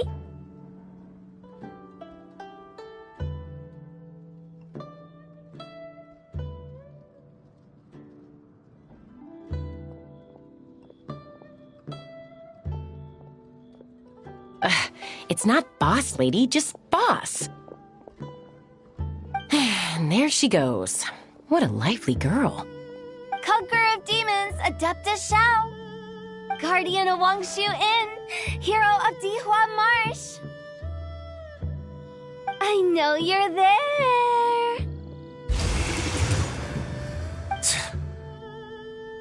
Quiet. Do not disturb the peace. Sorry, but you wouldn't show up if I didn't yell your name, would you? I know you. You're the 77th director of Wangsheng Funeral Parlor. Is there something you need?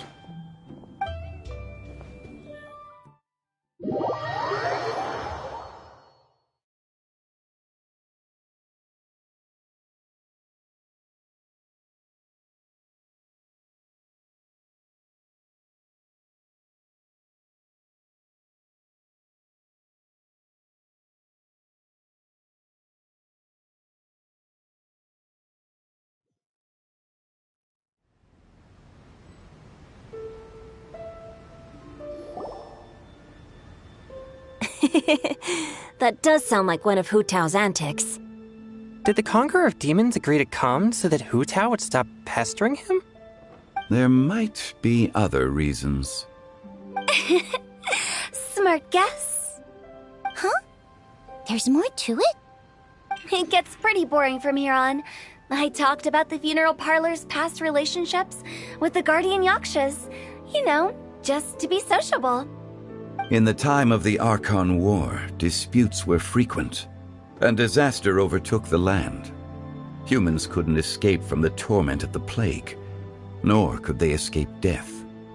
The Adepti vanquished the demons, the Millelith fought valiantly, and Wangsheng Funeral Parlor was responsible for purifying the diseased and sending off the spirits of the dead.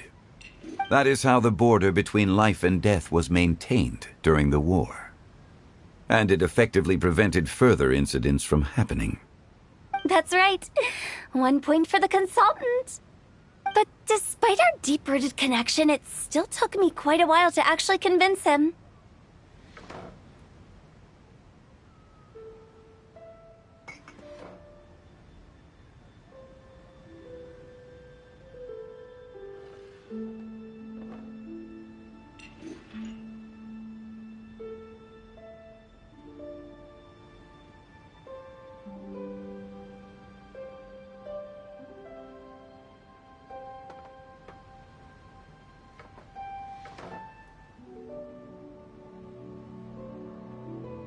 You know him pretty well, huh? This matter is out of my control, so I need to be cautious. True, but I've kept that in mind too. That's why everyone here today is in one way or another acquainted with elemental power. Besides, it'll only be for a short while as we dine together. There won't be any lasting consequences. But I didn't expect there to be so many people. There's no need to worry, Conqueror of Demons. We're not feeling anything unusual so far. Our young exorcist over here is protected by his pure yang energy, so he's probably the most resilient. That's not the same. And did you just toss your carrots into my bowl? Hey, don't look away. Huh? What? I'm siding with Chongyun. I saw that too. You're lucky Guoba isn't here today. He hates seeing people being picky with their food. If he'd seen that, he'd definitely make you eat all your carrots. Huh? Guoba would do that? Is he that uncompromising?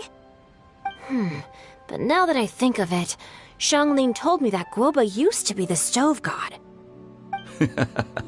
It sounds like you've heard the rumors.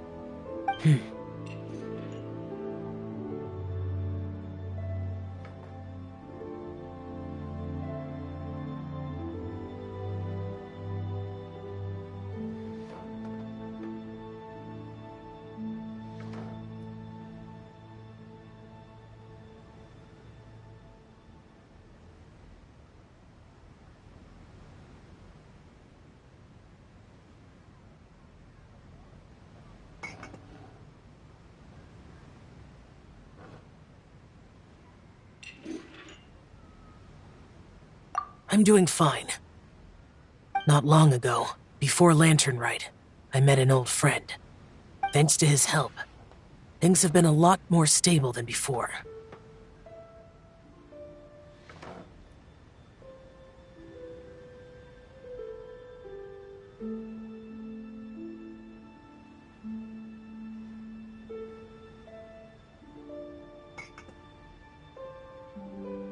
Right! Wait, what?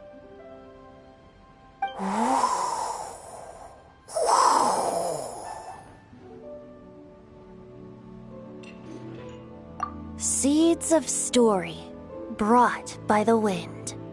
And cultivated by time. Did Paimon just unconsciously complete that saying? That voice. Could it be?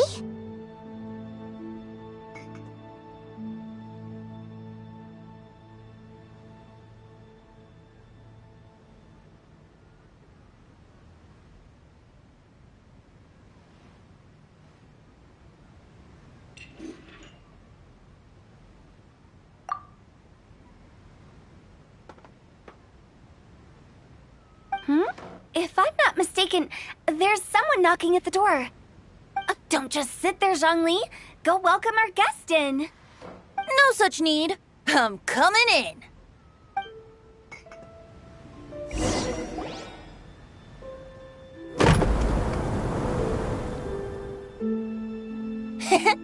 You finally let me in. Hello, hello. No matter if we've met before or not, this moment marks a brand new encounter. Old friends and new, happy Lantern Rite. Oh, it's the tone-deaf bard. Oh, he seems to carry a valiant breeze wherever he goes. It looks like we're gonna be friends. Fate has brought us together, so come on, take a seat and be my guest. Help yourself. Oh, I'll ask them for another set of cutlery. This young lady here is as bright as a fresh bouquet of flowers in the morning's rising sun. She no doubt is the one with the most authority here. Whoa, these dishes look amazing. Is it really okay for me to join in? All right, I'm digging in.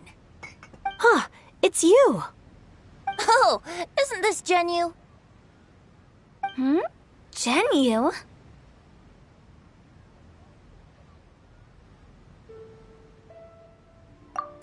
Yep.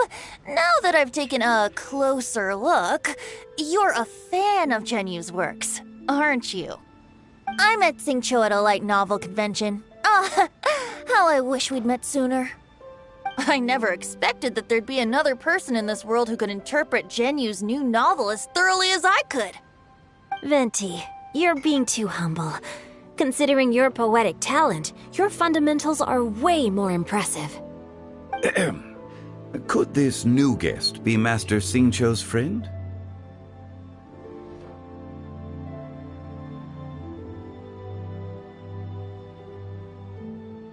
Yes.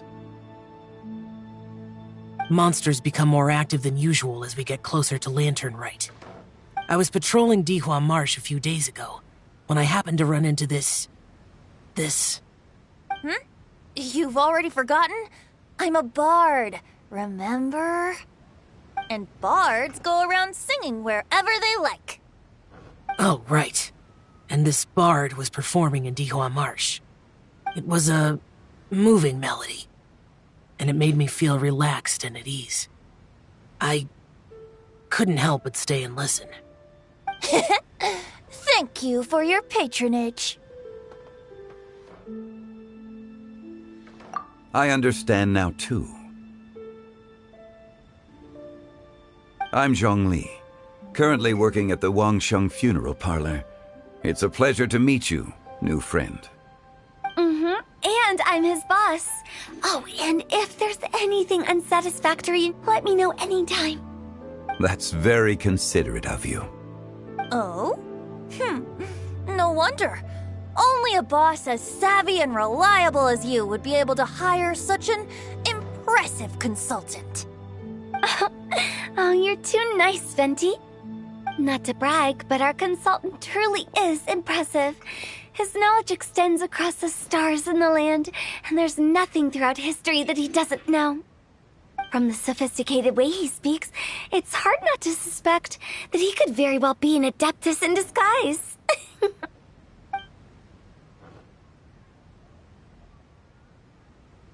Shao, you're an adeptus. Do you think it might be possible? Sorry. I'm only good at conquering demons. I'm afraid I don't have much knowledge in that matter. Really? But Paimon thinks you're super knowledgeable.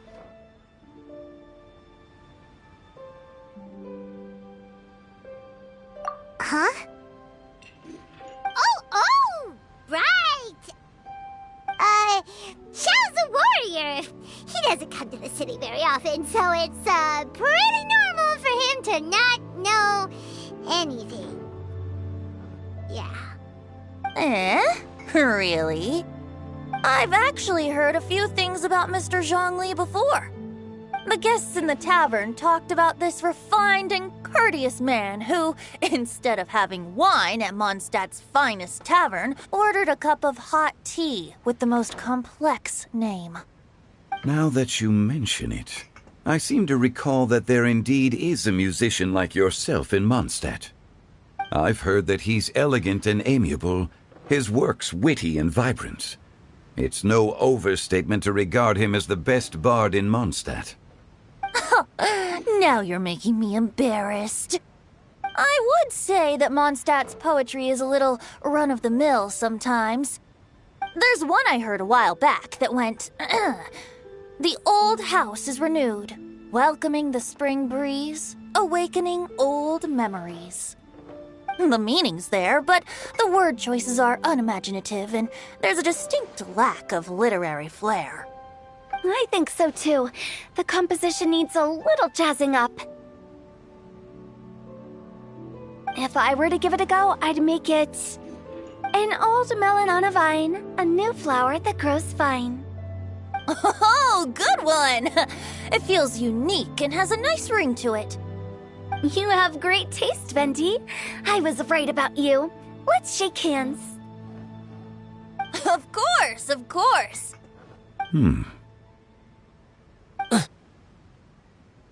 Hey, Xingqiu! Mind lending me a few books when we get back? Pick out some well-written ones. I don't know if it's my own lack of literary knowledge, but I couldn't tell the difference between those two.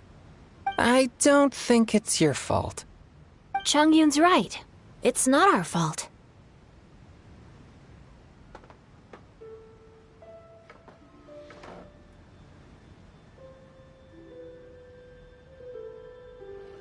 Oh, you have a point. But speaking of, why is the tone-deaf bard here? Are you here to take part in Lantern Rite too? I heard that Liua will be hosting a Lantern Rite music festival this year. As a musician myself, how could I possibly resist the temptation to come take a look? Or listen. Getting to know other musical styles is essential to sparking inspiration, don't you think?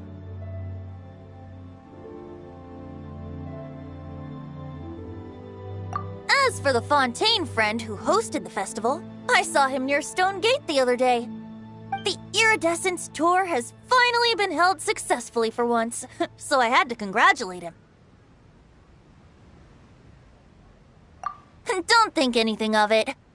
By the way, I was watching as you entered Xinyue Kiosk, but no one seemed to notice me. Should I say that it's because I'm an expert in hiding, or that a certain someone deliberately ignored the sound of the wind? Whenever Lantern Rite comes around, Liua Harbor becomes bustling with activity. People are all busy watching the lanterns and strolling around the shops, and they might just go travel somewhere on a whim. It is rather difficult to predict another's whereabouts. The festival is in full swing and proceeding smoothly, and we're all gathered here with friends, new and old. This is no doubt a wonderful occasion worth celebrating. To come together with all of you at the beginning of the year, one can't help but be filled with joy. In a moment like this, I propose we raise a glass together. In my case, tea in lieu of wine.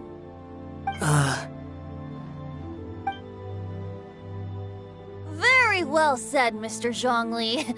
That was exactly what I wanted to say. Now I'm getting a little self-conscious. I didn't cause you too much trouble barging in like that, did I? We usually drink wine during occasions like this over in Mondstadt, but since Mr. Zhongli insists on drinking tea, I'll give a toast with tea too. Everyone, thanks for the treat. You're welcome. As the host of this gathering, I hope everyone enjoys the food and drinks. May this year be better than the last. Considering that everyone may have other matters to attend to later, sticking to tea seems like a good idea. All of a sudden, they started proposing toasts. Should we?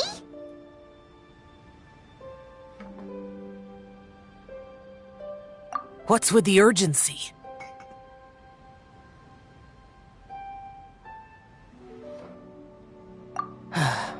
Sure. Have you two finished eating? It's always nice to have a breath of fresh air after a meal. Helps with digestion. Paimon will come too.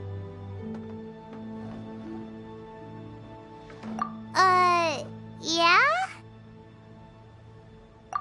Okay then. Don't forget to come back.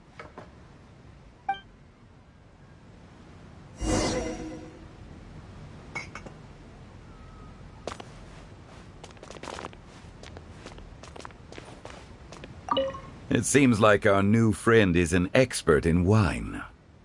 I deserve no such praise. I only drink for fun. It's nothing compared to your expertise. I'm glad we're only having tea today. What if I got drunk and said something nonsensical? I'd surely become an object of ridicule to someone I've just met. No such thing. I wouldn't dare disrespect the director's guest.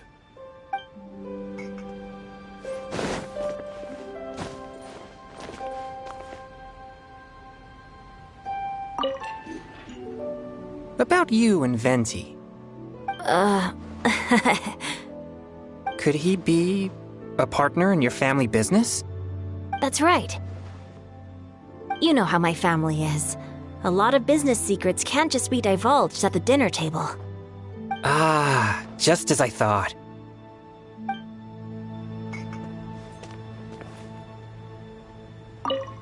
Did you talk about anything interesting before we started the meal?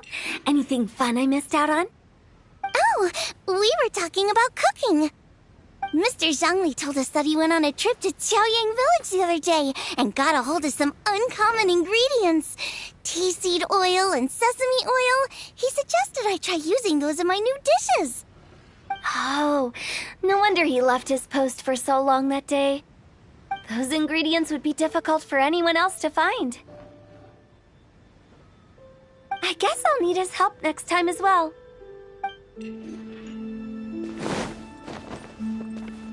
You're not allowed to leave Paimon here alone. To be honest, Paimon's worried about saying the wrong thing.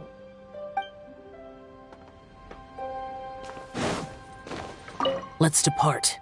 You go ahead.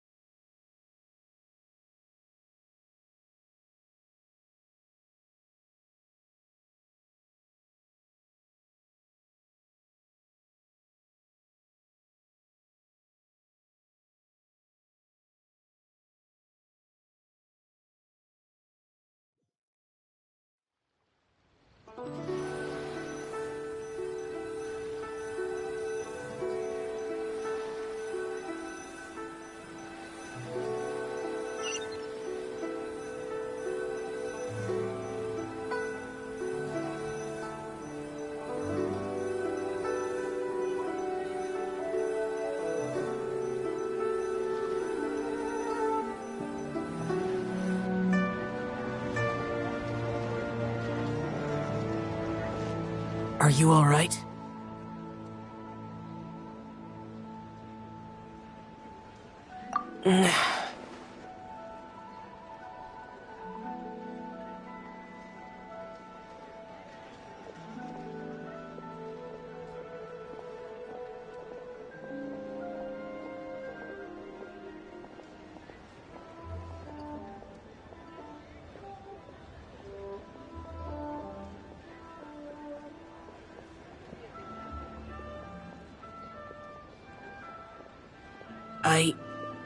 It's hard to describe. It's not that. There were those among the Adepti who loved gatherings and idle chit-chat. Sometimes they would call up a few others for a drink. Even I got dragged along to their gatherings many times. The Adepti all have their specialties, making most of them proud and arrogant. Everything they say is straight from the heart. It never gets too complicated. But this time...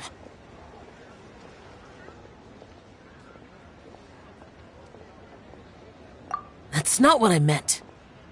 Or perhaps I should say Rex Lapis is really good at adapting to human life. You could say that he actually enjoys doing so. And that's something I might never be able to do.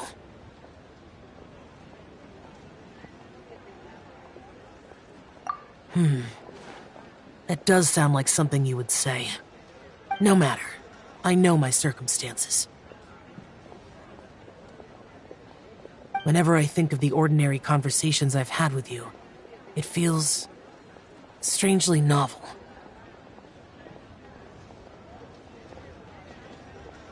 Yes. The parlor director went out of her way with the invitation, so it was difficult to turn her down. I had made mental preparations before agreeing to come. She told me that all the guests today would be acquainted with elemental power, and I knew that you would be here. But I didn't expect the other guests to be... General Capisis always said that we should live in the present and enjoy every pleasant surprise. Perhaps that's what I should do with what I'm feeling now. But I think he meant designing clothes for those around him. The clothes were intricately designed, but inconvenient to wear. Brother Bosacius never tried to hide his distaste in front of him. Rex Lapis did like his designs and even collected quite a few. The outfit he wears now was also designed by General Capisis himself. I never saw him wear this during the war. I didn't expect him to start wearing it later. Oh, here you are. I'm not intruding, right? You're not. What is it? Hu Tao saw that everyone's done eating and asked the staff to bring out the desserts.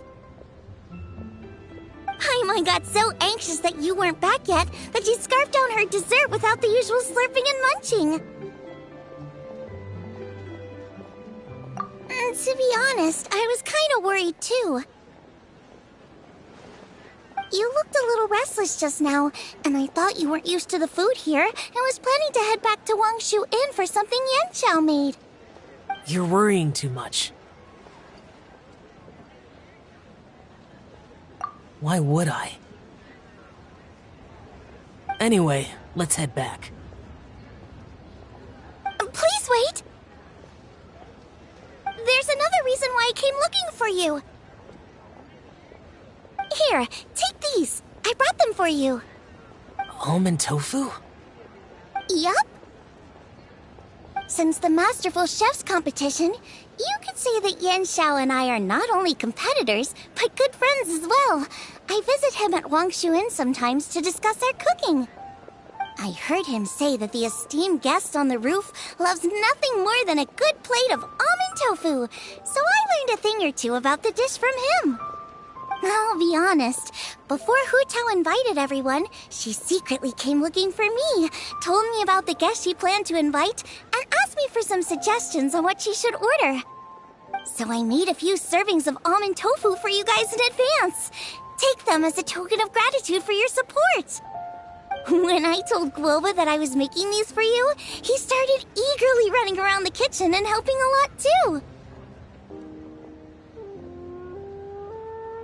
Thank you for the trouble. There was no need to... I'll take them. Thank you. And Guoba, too.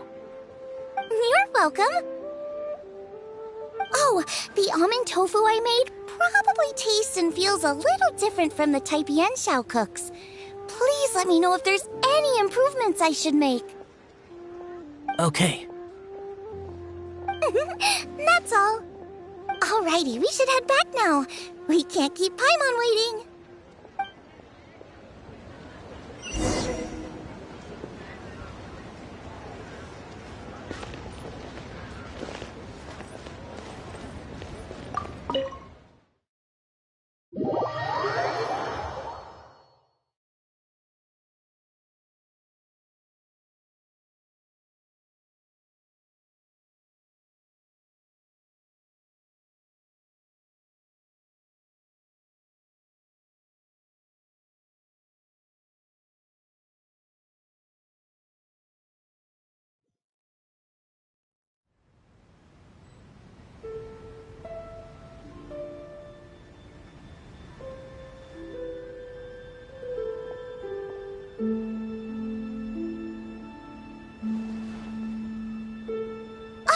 You're finally done whispering secrets to each other? So much for promising Paimon you'll be back soon.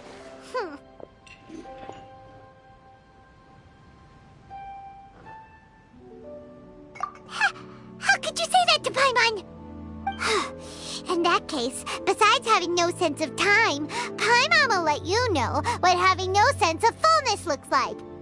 Your dessert is all Paimon's. Sorry to keep everyone waiting. No worries, we're all just chatting here. There's no serious business to take care of. Whether we're chatting outside or inside, it's all the same.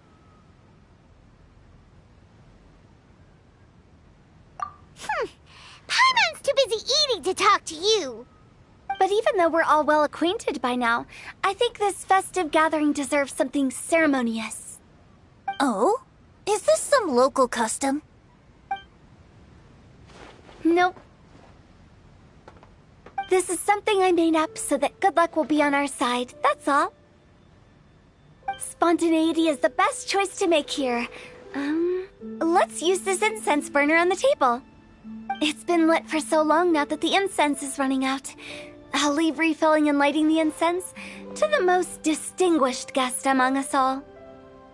Lighting the incense will signify continuous growth and prosperity in all our endeavors in the new year. I see. Perfect symbolism, as expected of Hu Tao. And speaking of the most distinguished guest here today, I'm sure we all agree that it's Mr. Zhongli. I'm not very familiar with the details of his past deeds, but chatting with him has been a real eye-opener, even for a bard who has traveled all across the world. If knowledge were a form of power, one could even say that you're a wielder of unlimited strength. But when it comes to having a way with words, the notable bard is certainly one cut above the rest. I just happen to have a good memory. It is such an unexceptional skill, yet you made it sound like an unparalleled talent. I am truly impressed. Since we all get to nominate someone...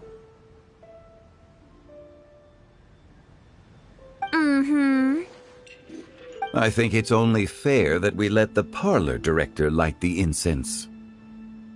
Huh? That won't do. Don't flatter me just because I'm your boss. We are looking for the most distinguished guest here. As the host, I shouldn't be involved in this discussion at all. Now that we've enjoyed this table full of delicacies, how about we let our one and only chef here do the honors? Is this really the way this works? I didn't cook any of these dishes. It's not a big deal. Just look at her. Xiangling, the disciple of an adeptus, the stove god's best companion, the winner of the Masterful Chef's competition. The only heir of the famous Wanmin restaurant. A good old friend of mine. There's no better choice. Why does Paimon feel like we're back at square one again?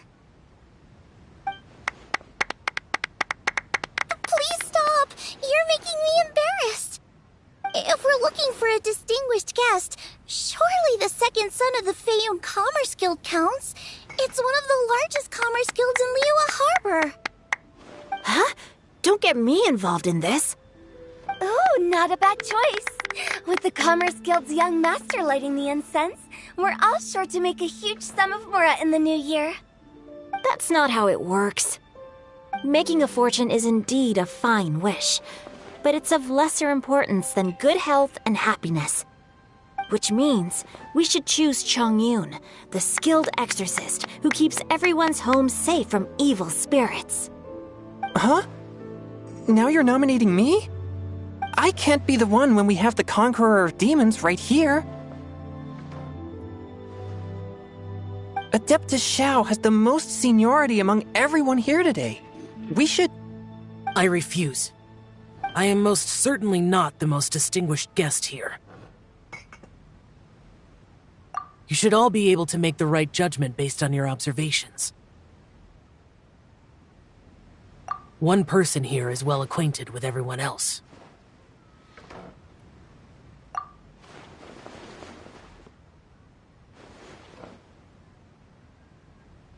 Oh, that's right! Even though you're always mocking Paimon, you're still pretty popular with other people. No, wait! Paimon said she wouldn't talk to you again. Huh? Who else is there? Huh? Huh? Does that mean Paimon's the most distinguished guest? Oh, well, that was unexpected! I agree. Paimon's just the one we need. Without a friend constantly by your side, a long journey would become dreadfully lonesome. But once you have someone there to brighten up the atmosphere, everything along the way will become lively and vibrant too. Ah. The traveler has traversed many nations and left behind a great deal of fascinating stories. But without Paimon, they would have become quite monotonous. Paimon plays an indispensable role in making your journey a happy and smooth one. You guys, Paimon's not used to being praised like that. Those were genuine compliments, right? Thank you. You made Paimon wait for a long time, but Paimon's not mad anymore. Don't take everything to heart, Paimon. Friends tease each other all the time. That is indeed true. That means Paimon is as important to the traveler as Guoba is to me. Looks like we've come to an agreement. Any objections before we proceed? I trust the traveler's judgment. Then Paimon it is. And now, the world's most excellent traveler's greatest companion, guide, and friend, Paimon, will be refilling and lighting the incense for us. Here you go. Take the match, and don't burn yourself. But if things go really wrong, here's the 2-for-1 coupon.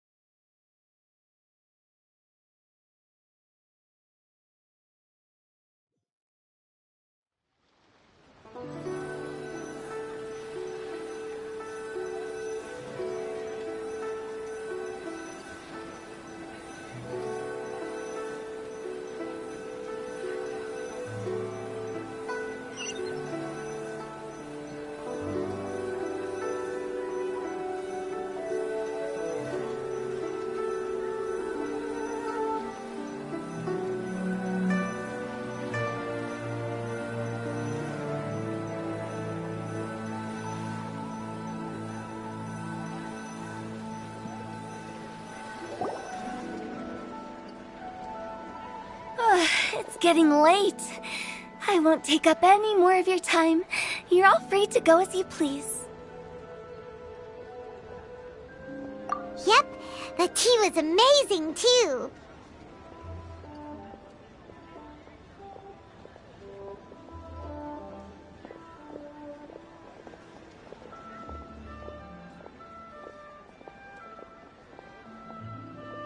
You don't have to go all polite on me. Just remember to come when I invite you next time. Let's see. It's dark out, so I'm going to accompany Xiangling, Xingqiu, and Changyin back home. As for the rest of the guests, I'll leave them to our consultant. No need. I'm headed towards the harbor to meet a friend on the ship. There's no need to trouble one such as Mr. Zhongli. I think you know the place I'm talking about. Come meet me anytime. It was great getting to know you all. Let's meet again when the spring breeze begins to blow. Bye. Oh, we should write poetry together sometime.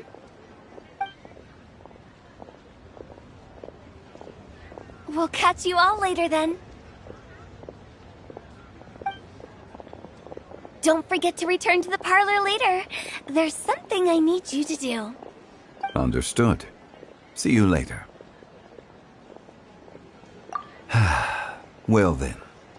Rex Lapis. Just Zhongli will do. I live as a mortal in Liu Harbor now. I am just one among many who begin work at sunrise and retire to rest at sundown.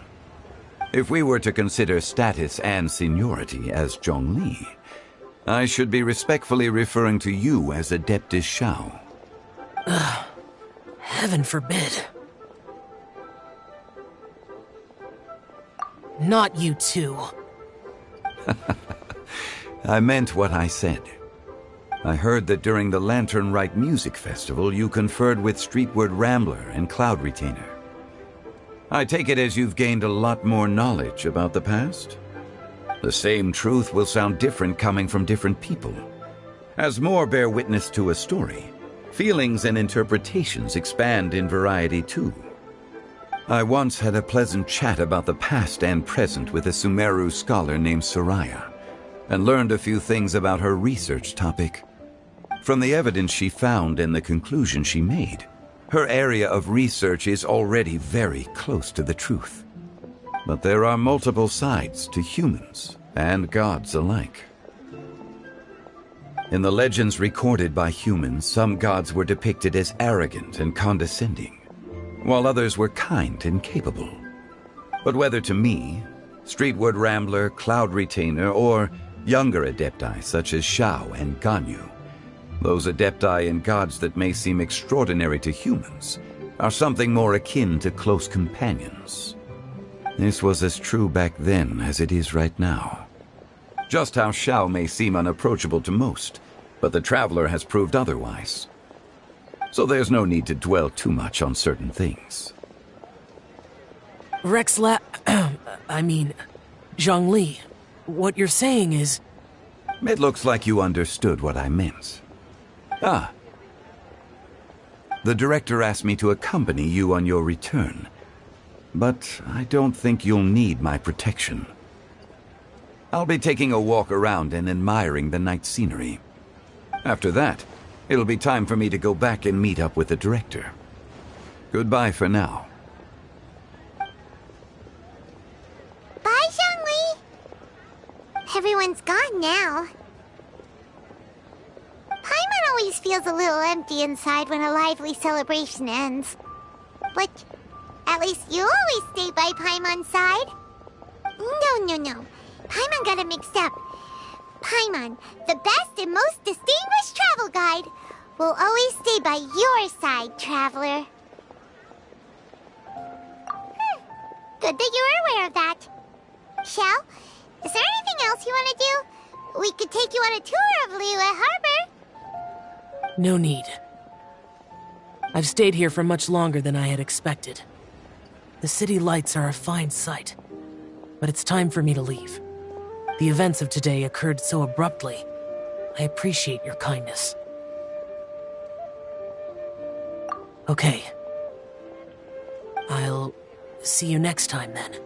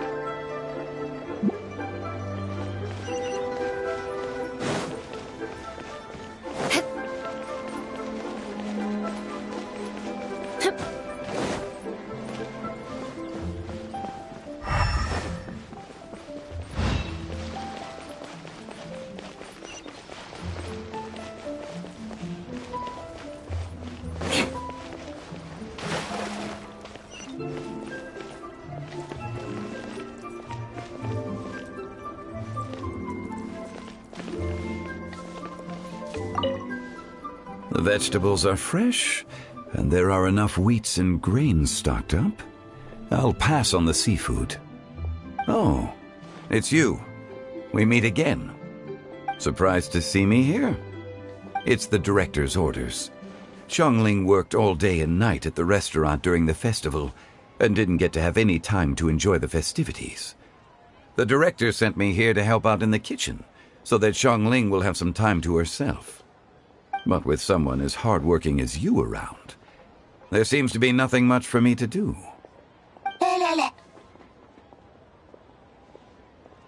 It feels good seeing my old friend in the kitchen, fetching ingredients and lighting fires. Perhaps I should borrow Cloud Retainer's Supreme Cuisine machine to speed things up. You'd still prefer to make them by hand, but of course.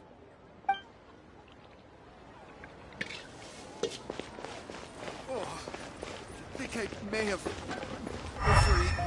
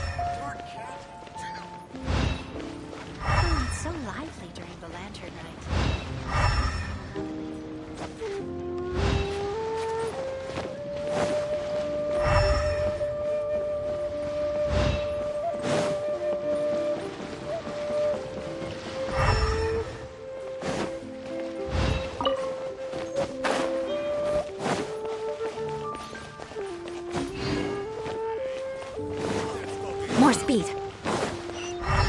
All tasks have been handed out. Ah, how relaxing.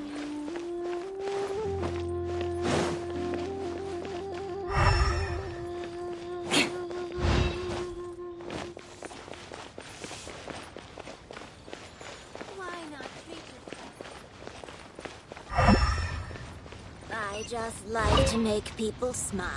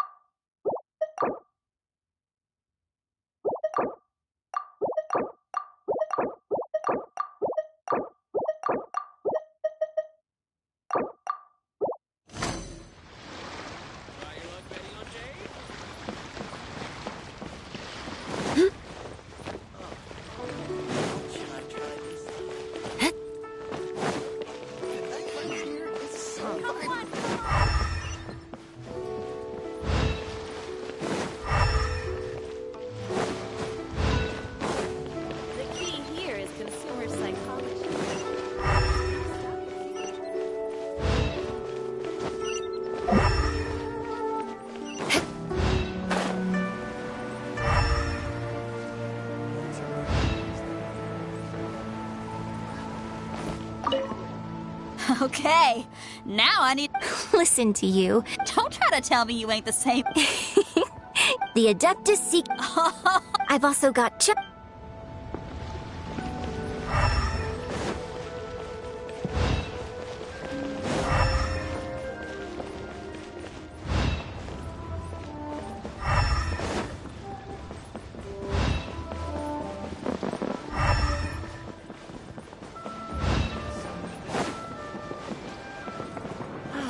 Work has been so much less demanding since my transfer.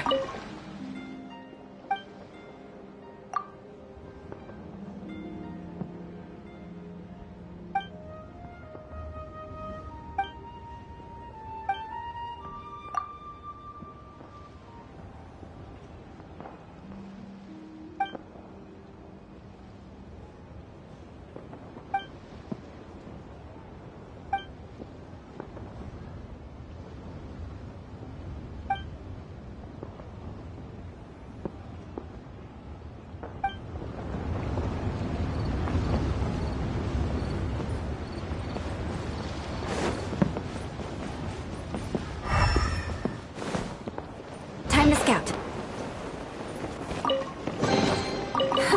At least good luck doesn't discriminate by clan.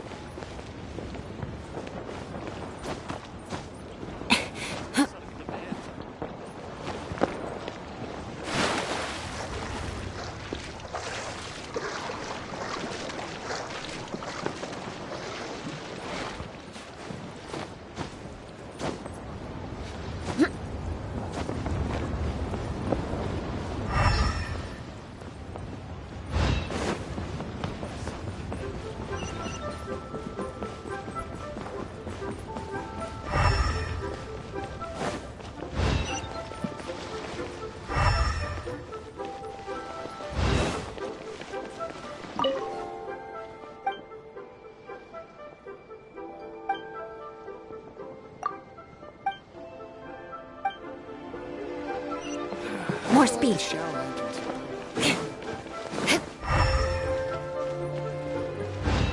More speed.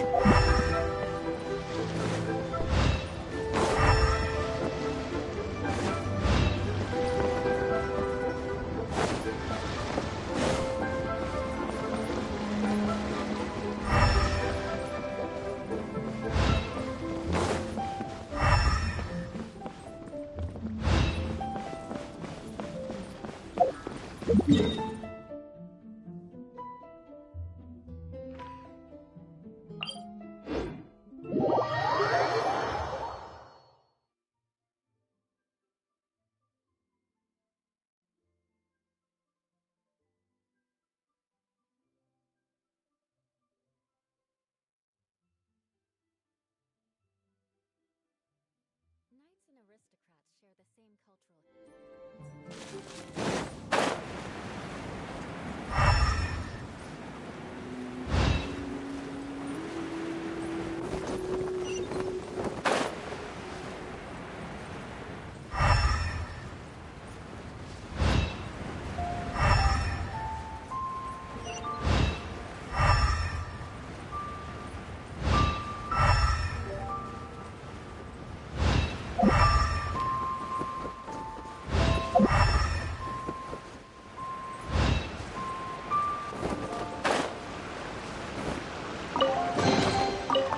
What do we have here?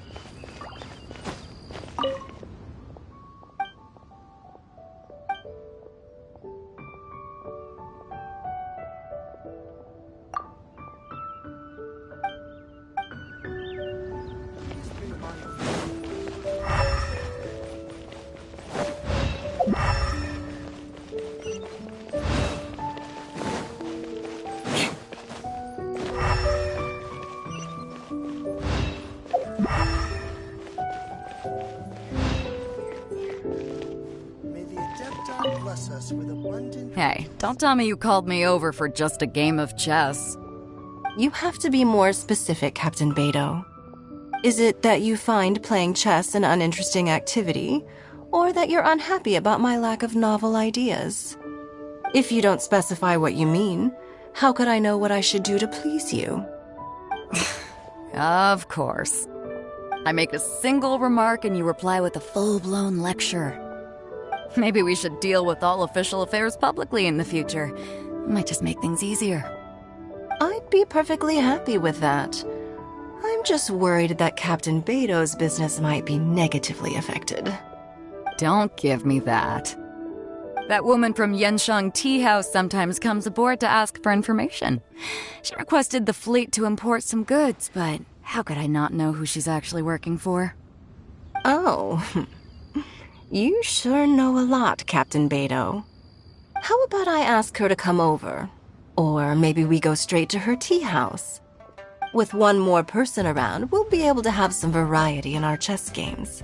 I hope that would be less of a bore to you.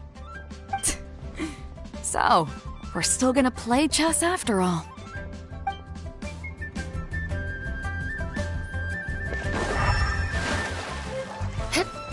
More speed.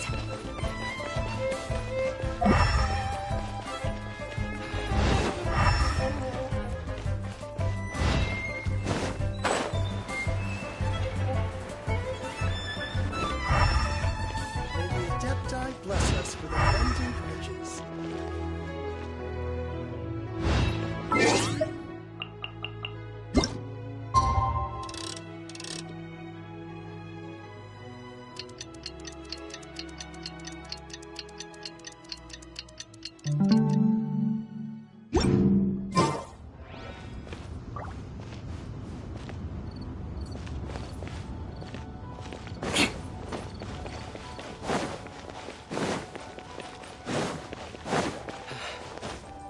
Though the clouds may darken and turn to gloom, still the moon over the chamber room.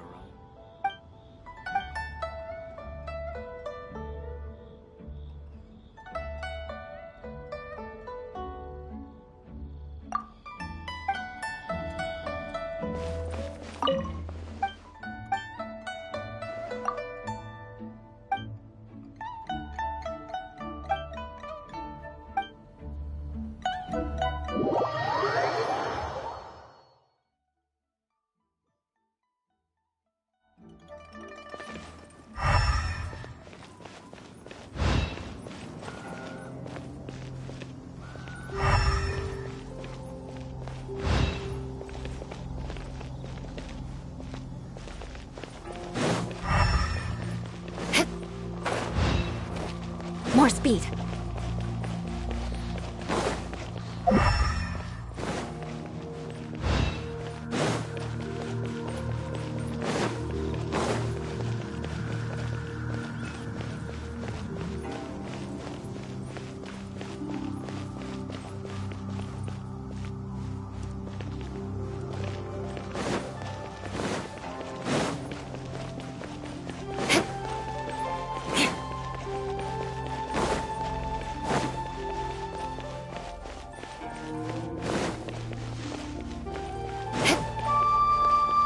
More speed.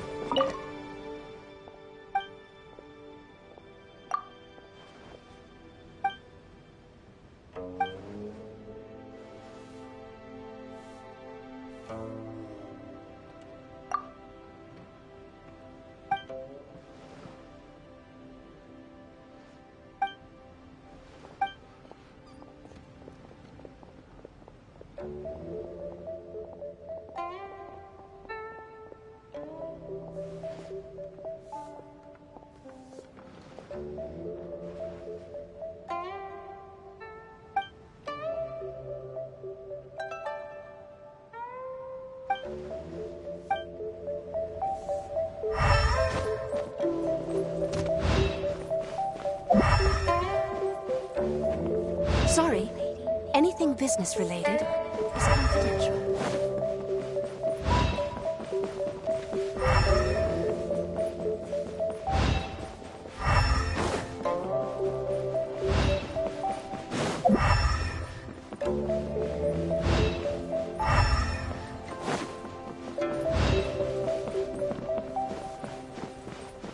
More speed.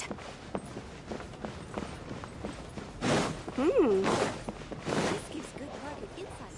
Stunning today.